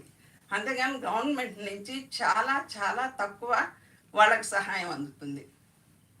అక్కడ ఒక అమ్మాయిని కలిసాం మేము, చాలా హ్యాపీగా వచ్చింది మమ్మల్ని చూసి. 10th క్లాస్ అమ్మాయి. ఏమ్మా నువ్వు ఎక్కడి నుంచి వచ్చావు అంటే, యాక్చువల్గా షీ వాజ్ ఆ బార్డర్ ప్లేస్ నుంచి వచ్చింది, బార్డర్ గ్రామం నుంచి వచ్చింది. 10th class discontinue. నాకు ఇంకా చదువుకోవాలని ఉంది, నాకు ఈ సంవత్సరం కంటిన్యూ చేయాలని ఉంది, కానీ నేను ఎలా చెయ్యాలి అంటే, ఆ గ్రామంలో కూడా కుకీలు ఉన్నారు, నా బెస్ట్ ఫ్రెండ్స్ కుకీస్ అని చెప్పింది అమ్మాయి. ఏడుస్తుంది, నా బెస్ట్ ఫ్రెండ్స్ కుకీస్, నా ఫ్రెండ్స్ని మిస్ అవుతున్నాను, నేను కలవడానికి లేదు వాళ్ళని అని. ఇలాంటి సిచ్యువేషన్స్ అలా ఉన్నాయి స్టూడెంట్స్వి. ఇంకా వృద్ధులు ఉన్నారు, వాళ్ళైతే ఎప్పుడెప్పుడు మళ్ళీ వెళ్ళిపోతామా, మా వాళ్ళని ఎప్పుడు కలుస్తామా, ఎప్పుడు ఉంటామా అని ఏడుస్తున్నారు వృద్ధులు. ఇలాంటి పరిస్థితిలో మేము యాక్చువల్గా చూర్చందాపూర్లో జరిగింది ఈ ఘటనలన్నీ. మేము అక్కడ పోవాలనుకున్నాం క్యాంపులు. యాక్చువల్గా 600 క్యాంప్స్ ఉండేవి ముందు, వాటిని చిన్న చిన్న క్యాంపులన్నీ పెద్ద వాటిల్లో కలిపేసి 334 క్యాంప్స్ చేశారు. మేమున్న 2 రోజుల్లో ఈ క్యాంపులన్నీ తిరగలేమని చెప్పి మాకు ఒక కుకీస్ సైడ్ పోవాలి అని అడిగితే మేము మేము 1 సెప్టెంబర్ పోయాము. 30th సెప్టెంబర్ మరలా ఫైరింగ్ జరిగింది, 2 మైతీలు చనిపోయారు, 40 మంది కుకీలు చనిపోయారు, అది చాలా ప్రమాదకరమైన ప్లేస్, మీరు పోవడానికి లేదు అన్నారు. తర్వాత మరి నెక్స్ట్ వేరే కుకీ ప్లేస్కి పోవాలి అని అడిగితే వాళ్ళు అరేంజ్ చేశారు. కానీ మన కామ్రేడ్స్ చెప్పినట్లు అక్కడ పోవాలన్నా భయం. వాళ్ళు మమ్మల్ని ఎంత అంటే ఒక 2 ట్రక్స్ ఆర్మీ పీపుల్, ఒక ట్రక్ పోలీస్ పీపుల్, వీళ్ళందరూ వచ్చి మా ముందు మా వెనక ఉండి ఆ కుకీస్ ఏరియా కాంపాక్టీ అని ఒక డిస్ట్రిక్ట్ అక్కడ తీసుకెళ్ళారు. తీసుకువెళ్ళినంత దారిలో మమ్మల్ని ఆపుతూనే ఉన్నారు, మీరెవరు ఏంటని. మళ్ళీ ఎక్కువ ఆర్మీ కోఆర్డినేషన్ చేసుకొని మమ్మల్ని వదులుతున్నారు. ఆ బార్డరు జస్ట్ బోంగ్రా డిస్ట్రిక్ట్ ఇంపాల్ పక్కనే ఉంటుంది. ఆ బోంగ్రా డిస్ట్రిక్ట్లోకి మేము ఎంటర్ కావాలంటే మాతోటి ఆర్మీ రావాల్సిన పరిస్థితి అది. రెండోది, ఇంఫాల్లోని మేము వెళ్తూ ఉంటే ఒక ఏరియా మొత్తం క్లోజ్ అయ్యి ఉంది.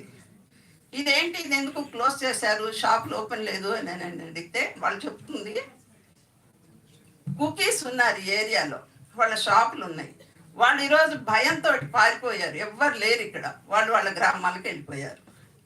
తర్వాత నెక్స్ట్ ప్యాథటిక్ సిచ్యువేషన్ ఏంటంటే ఆ కాంపాక్పీ అనే డిస్ట్రిక్ట్ కొత్తగా ఏర్పడింది సేనాపతి డిస్ట్రిక్ట్ నుంచి.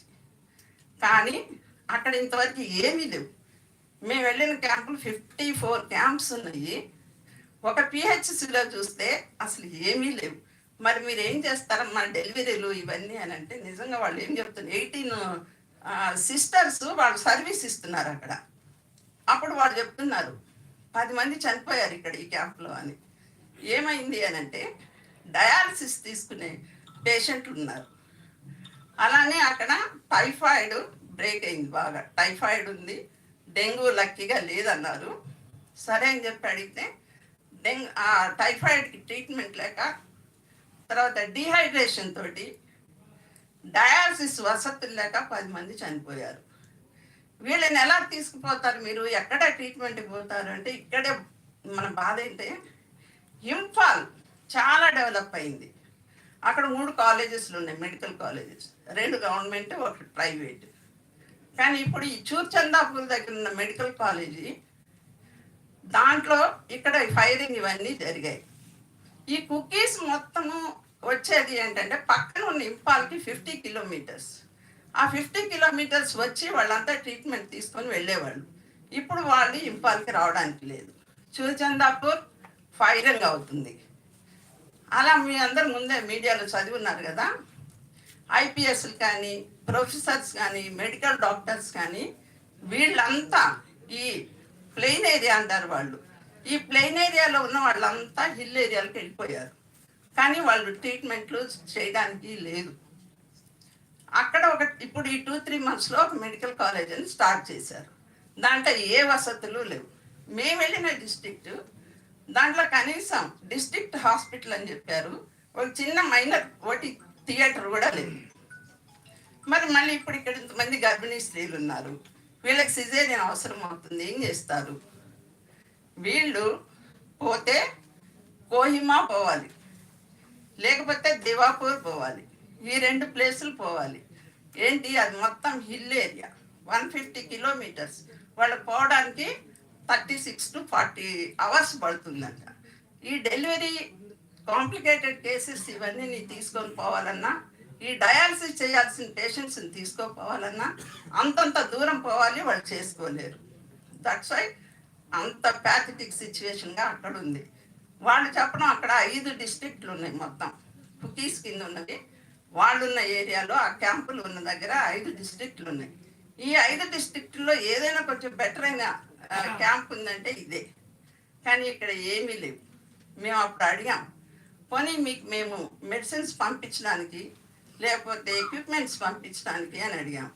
ఇంపాల్ వాళ్ళకి ఓకే పంపించవచ్చు, కానీ వీళ్ళకి పంపించాలంటే గౌహతి అక్కడ పంపాలి, లేకపోతే కోహిమా పంపాలి, లేకపోతే దివాపూర్ పంపాలి. పోనీయండి, టెలిమెడిసిన్ ద్వారా మీకు ఏమైనా మేము హెల్ప్ చేయగలుగుతాము అంటే డయాలసిస్ పెద్ద మెషిన్స్ ఇవన్నీ కష్టం కాబట్టి పెరిటోనియల్ డయాలసిస్ చిన్న దీంతో మీరే నేర్చుకోవచ్చు, మీరే చేసుకోవచ్చు, మీకు మేము నేర్పిస్తాము స్పెషలిస్టులను పెట్టి అని చెప్పి అడిగితే ఇంటర్నెట్ లేదు. ఇంటర్నెట్ లేకుండా, ఇది లేకుండా వాళ్ళకి ఎలా ట్రైన్ చేయాలనో, వాళ్ళకి ఎలా మెడిసిన్స్ పంపాలనో ఏమీ అక్కడ అంత ఘోరంగా ఉంది. ఇంటర్నెట్ ఆ గవర్నమెంట్ ఎందుకు ఇంటర్నెట్ ఇవ్వలేకపోతుంది ఇక్కడే మనకు అర్థమవుతుంది. ఇంటర్నెట్ ఉంటే విషయాలన్నీ బయటకు వస్తాయి. రెండోది వచ్చి మేము కొంతమందిని అడిగాం, అసలు నిజంగానే ఇది ఫ్యాక్టా, ఈ కుకీస్ మేథీస్ ఇలా అసలు ఎలా వచ్చింది, ఈ ప్రాబ్లం ఏంటి అని. అక్కడ ఒక హిస్టోరియన్ ప్రొఫెసరు మా డాక్టర్లు చెప్పారు, మీరు ఇక్కడ మూవ్ కావాలంటే ముస్లిమ్స్ ఉన్నారు, వాళ్ళని మాత్రం వీళ్ళు ఏం చెయ్యరు అని. మరి ఇదేంటి, ఇదే మామూలుగా హిందూ ముస్లిం గొడవ ఉంటుంది కదా అని 1993లో వచ్చింది.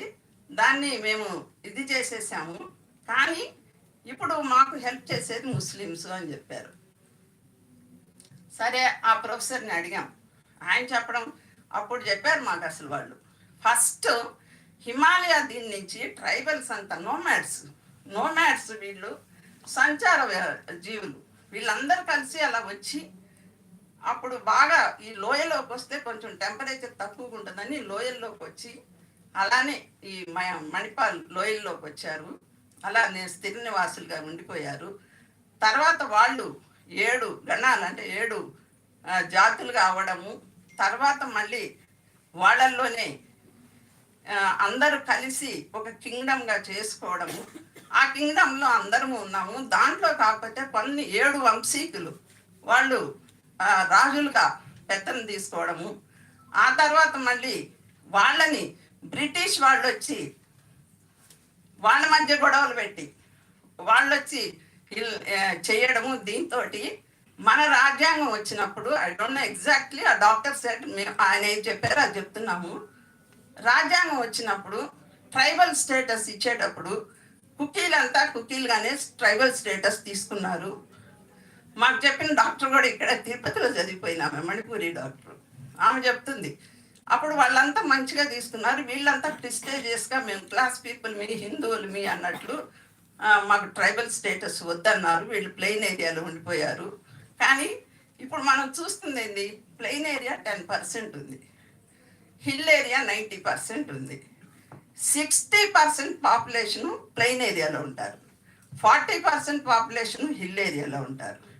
వీళ్ళల్లో కూడా వీళ్ళు ఉన్నదే మొత్తం 40 లక్షలు, అందులో 17 లక్షలు మేతీలు, 7 లక్షలు కుకీలు, 8 లక్షలు నాగాలు, 3.5 lakhs ముస్లిమ్స్, ఇంకా మిగతా వాళ్ళు అందరూ కలిసి ఉన్నాం. వాళ్ళు అనేది ఏంటంటే మాకు ఎప్పుడూ లేని గొడవలు ఇప్పుడు ఎందుకు వచ్చాయి. Main trigger point 3rd May ఆ ఫైరింగ్ ఎవరు చేశారు. తర్వాత ఏమైందంటే మేము మా పేర్లు చూసి అక్కడ ఒక అంటే వాళ్ళ పేర్లు మేము చెప్పకూడదు యాక్చువల్గా, ఒక IPS ఆఫీసర్ వచ్చాడు. అంటే ఆయన మణిపూరి ఆయన కాదు, కొంచెం మన భాష తెలిసిన ఆయన, తెలుగు కాదు, కొంచెం మేము ఆ భాషలో మాట్లాడతాము, మీరు కొంచెం నిజంగా చెప్పండి అన్నాం. అంటే ఆయన చెప్తున్నాడు, ఆ రోజే కనుక స్టేట్ పోలీస్ మమ్మల్ని వదిలింటే మేము అక్కడనే ఆ రోజే దాన్ని ఆ సమస్యని తీసేసేవాళ్ళమి, కానీ మమ్మల్ని కామ్గా ఉండమన్నారు. ఒకటి. రెండోది, ఆ డిస్ట్రిక్ట్ ఎందుకు డెవలప్ కాలేదు అనే దాని మీద కూడా దీన్ని ఇంకా ఇప్పుడు డెవలప్ చేయాలని ఉంది, కానీ కాన్సన్ట్రేషన్ అంతా మణిపాల్లోనే జరిగింది, హిల్ స్టేషన్స్లో జరగలేదు. ఇప్పుడు ఆలోచిస్తుంది గవర్నమెంట్ అని. కానీ లోకల్ పీపుల్ ఎవరైతే అక్కడ మాకు ట్రాన్స్లేషన్ చేశాడో ఆ అబ్బాయి చెప్తున్నాడు, మేము అంశా వస్తున్నాడు, మాకేదో చాలా సహాయం అందుతుంది అని చెప్పి మేము ఎదురు చూసాము, ఈయన చేస్తాడు అని. కానీ ఏమీ చేయలేదు. ఇంకా అక్కడ ఆ రోజు ఫైరింగ్ జరిగిన రోజు ఆ లేడీ చెప్తుంది ఏడుస్తూ, భర్తని కొట్టి చేతులు ఇరక్కొట్టి కాళ్ళు విరక్కొట్టి మీరు బర్మా రెఫ్యూజీని మేము అని చెప్పండి అని కొడుతున్నారంట హస్బెండ్ని. కొట్టి కొట్టి ఇంకా ఆయన చంపుతాడని ఆ లేడీ యాక్సెప్ట్ చేసి బాబు మేము రెఫ్యూజీమి అనిందంట. బట్ వాళ్ళు పాపం ఎప్పటి నుంచో ఉన్న అక్కడ కుకీలు. ఇలాంటివన్నీ ఎవరు చేపిస్తున్నారు, ఈ కల్ప్రిట్స్ ఎవరు అనేది చాలా క్వశ్చన్ మార్క్గా ఉంది. వాళ్ళకే క్వశ్చన్ మార్క్గా ఉంది, మనకు కాదు, వాళ్ళకే ఉంది ఆ క్వశ్చన్ మార్క్. రెండోది, వాళ్ళు మనకి ఇప్పుడు మీరు ఇక్కడ చాలామంది మమ్మల్ని క్వశ్చన్లు అడిగారు, వీళ్ళంతా బర్మా నుంచి ఇచ్చిన వాళ్ళు నార్కోటిక్స్ బిజినెస్ చేస్తున్నారు, అందుకే వాళ్ళ మీద ఇది చేస్తున్నారు అది చేస్తున్నారు. అది కూడా మేము అడిగాం వాళ్ళని, వీళ్ళని అడిగాము వాళ్ళని అడిగాము. వాళ్ళు చెప్పడం ఎస్ పాపీ సీడ్స్ మాకు ఇస్తుంది ఎవరు, దాన్ని పెంచమని ఇస్తుంది ఎవరు, ముందు అది కనుక్కోండి. పాపీ సీడ్స్ ఇచ్చి పెంచమని ఇస్తుంది ఎవరు, మాకు మేము ఎందుకు పెంచుతున్నాం. కానీ దాన్ని ట్రాన్స్పోర్ట్ చేస్తుంది ఎవరు, దాన్ని బిజినెస్ చేస్తుంది ఎవరు. మేటీస్ కుకీస్ నార్కోటిక్ చేస్తున్నారు, బర్మా నుంచి వచ్చారు అది ఇది అని చెప్తున్నారు. ఇందాక మన కామ్రేడ్ చెప్పినట్లు అక్కడ పెద్ద బార్డర్ బర్మా బార్డర్, కొంతవరకే కంచె ఉంటుంది, కొంతవరకే కంచె ఉండదు. కొంతమంది వస్తుంటారు పోతుంటారు. ఇప్పుడు మనకు కూడా పాకిస్తాన్ ఇండియా బార్డర్లో అటు నుంచి వచ్చే వాళ్ళు ఉంటారు, పోయే వాళ్ళు ఉంటారు, బంధువులు ఉంటారు, వాళ్ళకి అలా ఉంటారు, వస్తున్నారు పోతున్నారు. కానీ ఆ పాపీ సీడ్స్ తీసుకొచ్చి దాన్ని పెంచమని ఇచ్చేది ఎవరు, మేటీ బిజినెస్ మ్యాన్, ఎక్కడి నుంచి, ఇంఫాల్ నుంచి. వాళ్ళు పెంచుతారు అమాయకంగా, కానీ దాన్ని హార్వెస్ట్ చేసి ట్రాన్స్పోర్ట్ చేయడం, ముస్లిమ్స్ని వాడుకుంటారంట ట్రాన్స్పోర్ట్కి. ఇంత బిజినెస్ వీళ్ళు చేస్తూ మమ్మల్ని బ్లేమ్ చేస్తున్నారు, మా మీద ఇలాంటి నిందలు వేస్తున్నారు అని వాళ్ళు చెప్తారు. ఎవరో కాదు, మామూలుగా ప్రొఫెసర్స్ కానీ డాక్టర్స్ కానీ వీళ్ళు ఇచ్చిన ఇన్ఫర్మేషనే ఇది. మేము ఓన్లీ క్యాంపుల్లో సామాన్య ప్రజలను కలిసాం, కానీ మేము తీసుకున్న ఇన్ఫర్మేషన్ అంతా వీళ్ళ దగ్గర తీసుకున్నాం. పోతే మెడిసిన్స్ పంపించడానికి వ్యాక్సినేషన్స్, యాక్చువల్గా ఇలాంటి రిలీఫ్ క్యాంపుల్లో ముఖ్యంగా ఇవ్వాల్సింది వ్యాక్సినేషన్స్.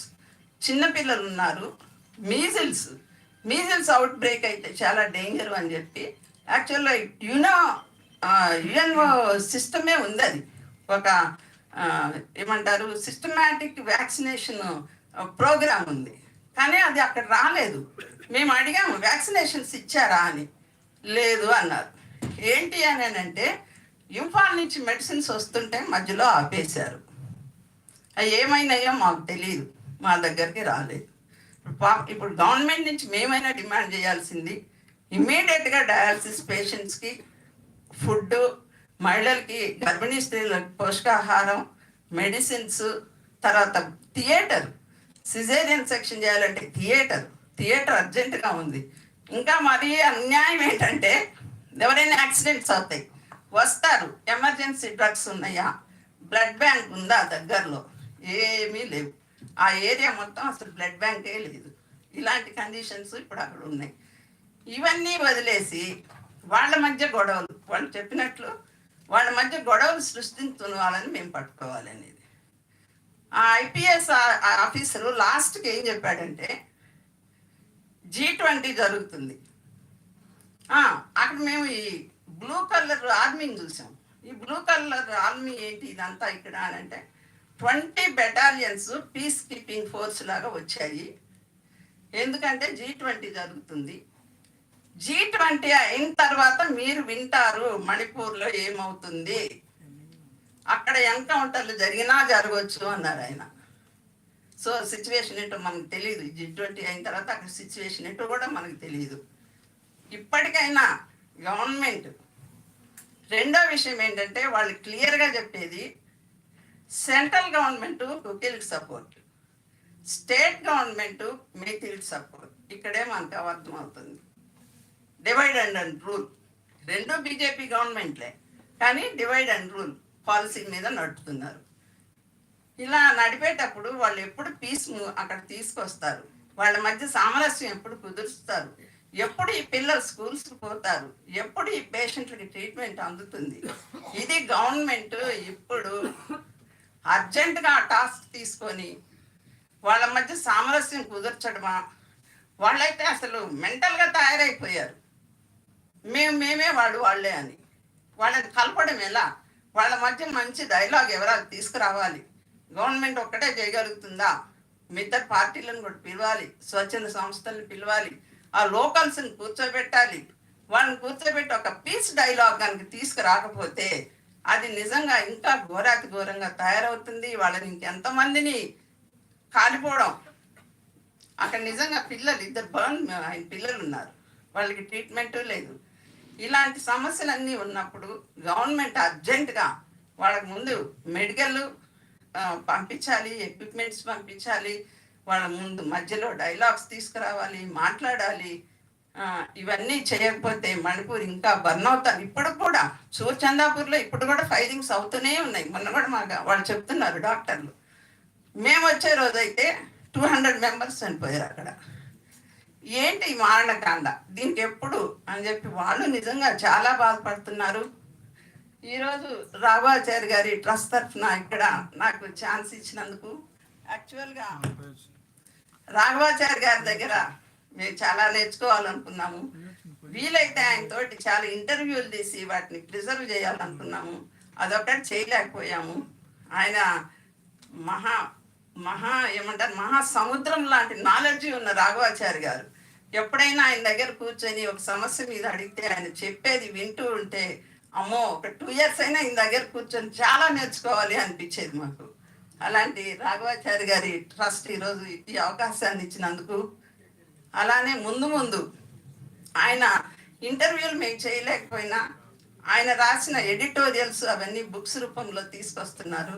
ఇంకా ముందు కూడా ఆయన రాసినవన్నీ బుక్స్ రూపంలో తీసుకురావాలని కోరుకుంటూ ముగిస్తున్నాను.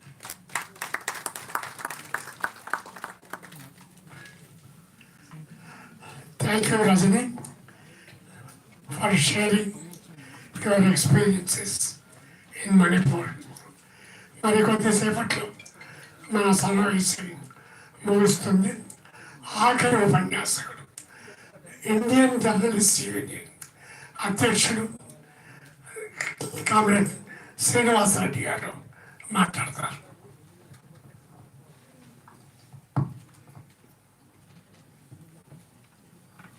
పెద్దలందరికీ, మిత్రులందరికీ నమస్కారం.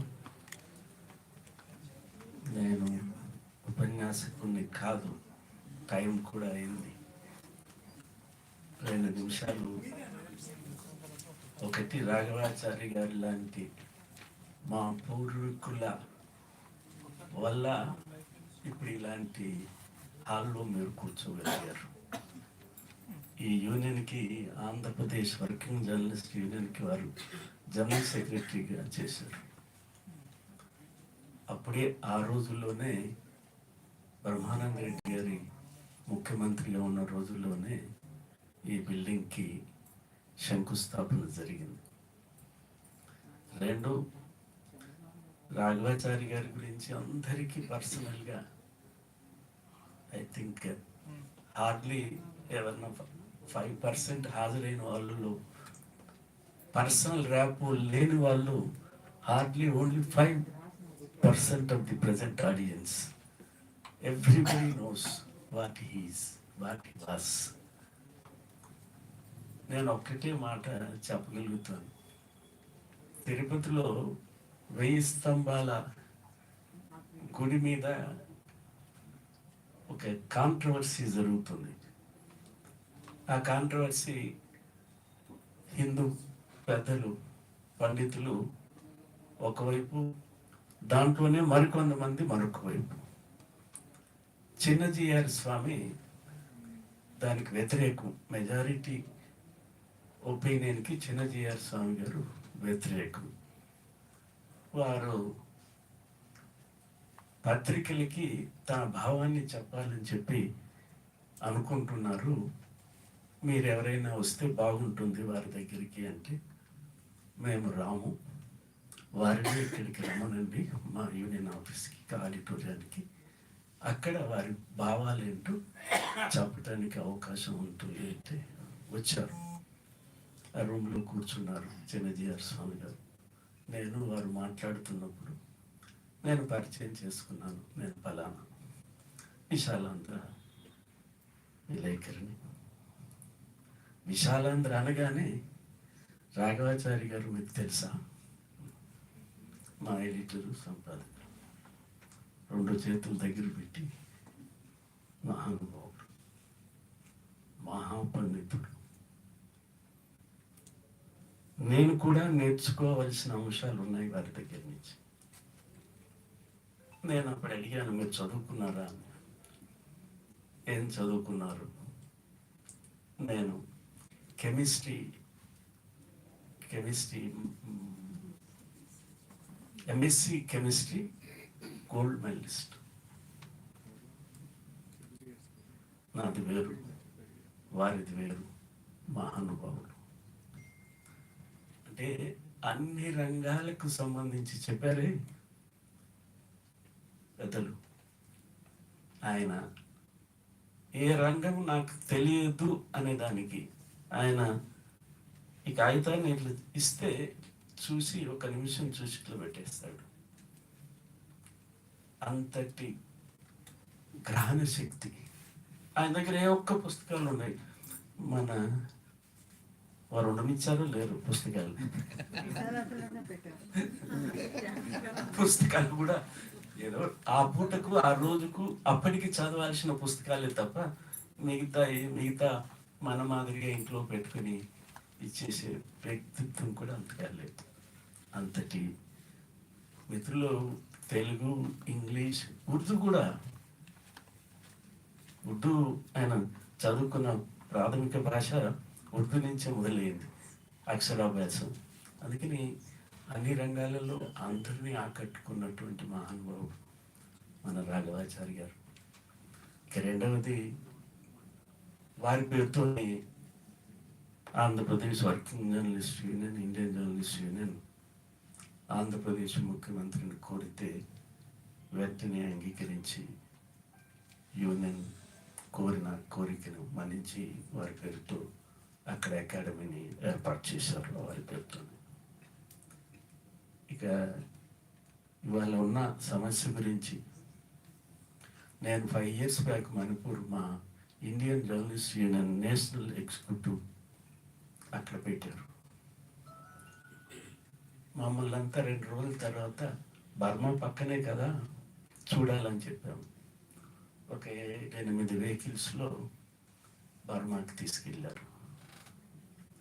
చెప్పారు సుధాకర్ రెడ్డి గారు రోజు వచ్చిపోతుంటారు, అక్కడ అడిగే వాళ్ళు ఉంటారు, వాళ్ళకి తెలుసు, ఇచ్చేసుకుంటారు. కాబట్టి వచ్చేటప్పుడు పోయేటప్పుడు చెప్పారు, సూర్యాస్తమయం ముందే మీరు వెళ్ళిపోవాలా, తిరిగి రావాలి, కొండల్లో అంతా ఎక్కి వెళ్ళాలి. ఏమిటి అంటే ఎవరేం చెప్పడానికి సిద్ధం కాదు. మా కాన్వాయిలో అప్పటికే సూర్యాస్తమైపోయింది, లైట్లు వస్తున్నాయి, త్వరగా ఎంత వీలైతే అంత త్వరగా స్పీడ్గా తీసుకురావడానికి ప్రయత్నాలు చేస్తున్నారు. ఆయన పిస్టల్ చప్పుడు, కాల్పుల చప్పుడు వచ్చేసి 2 వెహికల్స్ వెనకబడిపోయాయి. మేము ఒక టౌన్కు వచ్చేసాము, క్రింది ప్రాంతాలకు వచ్చాము కొండల నుంచి. అప్పుడు చెప్తున్నారు, ఆందోళనగా జర్నలిస్టులు చెప్తున్నారు, ఈవినింగ్స్ అయితే కుక్కీస్ దాడి చేస్తారు, ఇప్పుడు ఏమవుతుందో తెలియదు, మేము ప్రెస్ అని చెప్పుకునే స్థితి అక్కడ ఉంటే కొంత పరిస్థితి మెరుగ్గా ఉంటుంది, మన వాళ్ళు ఏం చెప్తున్నారో తెలియదు అని చెప్పి ఒక 1.5 గంట 40 minutes స్టోన్ పెల్టింగ్ అవన్నీ జరిగినాయి. అల్టిమేట్గా people came safely, 2 vehicles also came. ఆ నైటే ముఖ్యమంత్రి డిన్నర్ ఏర్పాటు చేశాడు. మాకు వెళ్ళాం. వెళ్ళగానే ముఖ్యమంత్రి ప్రిన్సిపల్ సెక్రటరీ తెలుగువాడు, ఏంటిది ఇంత గందరగోళంగా ఉంది, ఏం బ్రతుకుతుంది, ఎందుకు జరుగుతుంది ఇది అంటే, పొలిటికల్ సొల్యూషన్, పొలిటికల్ విల్ ఉండాలి సొల్యూషన్కి. ఆ పొలిటికల్ విల్ ఈ ప్రభుత్వానికి ఉన్నట్టు కనిపించడం లేదు. No political will to solve the issue between the Meiteis and Kukis. అక్కడున్న అంశాల్ని majority people, those who are ruling, ఎవరైతే పరిపాలిస్తున్నారో పరిపాలకులు అంతా మేథీస్కి సంబంధించిన వాళ్ళు. అందుకని ఈ సమస్య ట్రైబల్స్కి రావాలనేది కోరిక వీరికి రావటానికి వినయ్ విశ్వం గారు చెప్పారుగా, దీంట్లో పొలిటికల్ ఆస్పెక్ట్ ఉంది, ఎకనమిక్ ఆస్పెక్ట్ ఉంది. అంబానీ అదానీల కోరికలు నెరవేర్చడానికి అవకాశాలు ఉన్నాయి. కాబట్టి ఈ సమస్య ప్రభుత్వం రాగానే కొంతకాలానికి కుకీలతో ఒక అగ్రిమెంట్ చేసుకున్నారు, అండర్స్టాండింగ్ ఒక జరిగింది. దాన్ని ఇప్పుడు ఎవరికి అమలుపరచటం లేదు. ఇది రెండవది.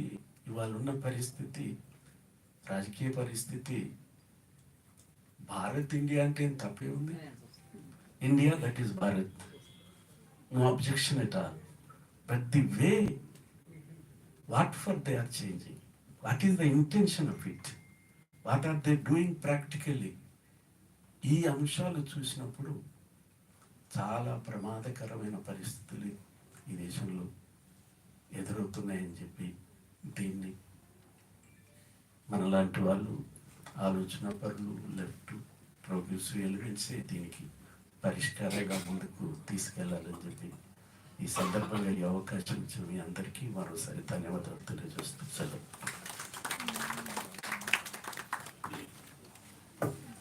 థ్యాంక్ యూ శ్రీనివాస్ రెడ్డి గారు. చంద్రశేఖర్ గారు వందన సమర్పణ చేసే ముందుగా మా లాగోచారి ట్రస్ట్ తరఫున అతిథులకి చిరు సత్కారము. చంద్ర గారు, కృష్ణ గారు, జ్యోత్స్నాక ప్లీజ్ కమండి.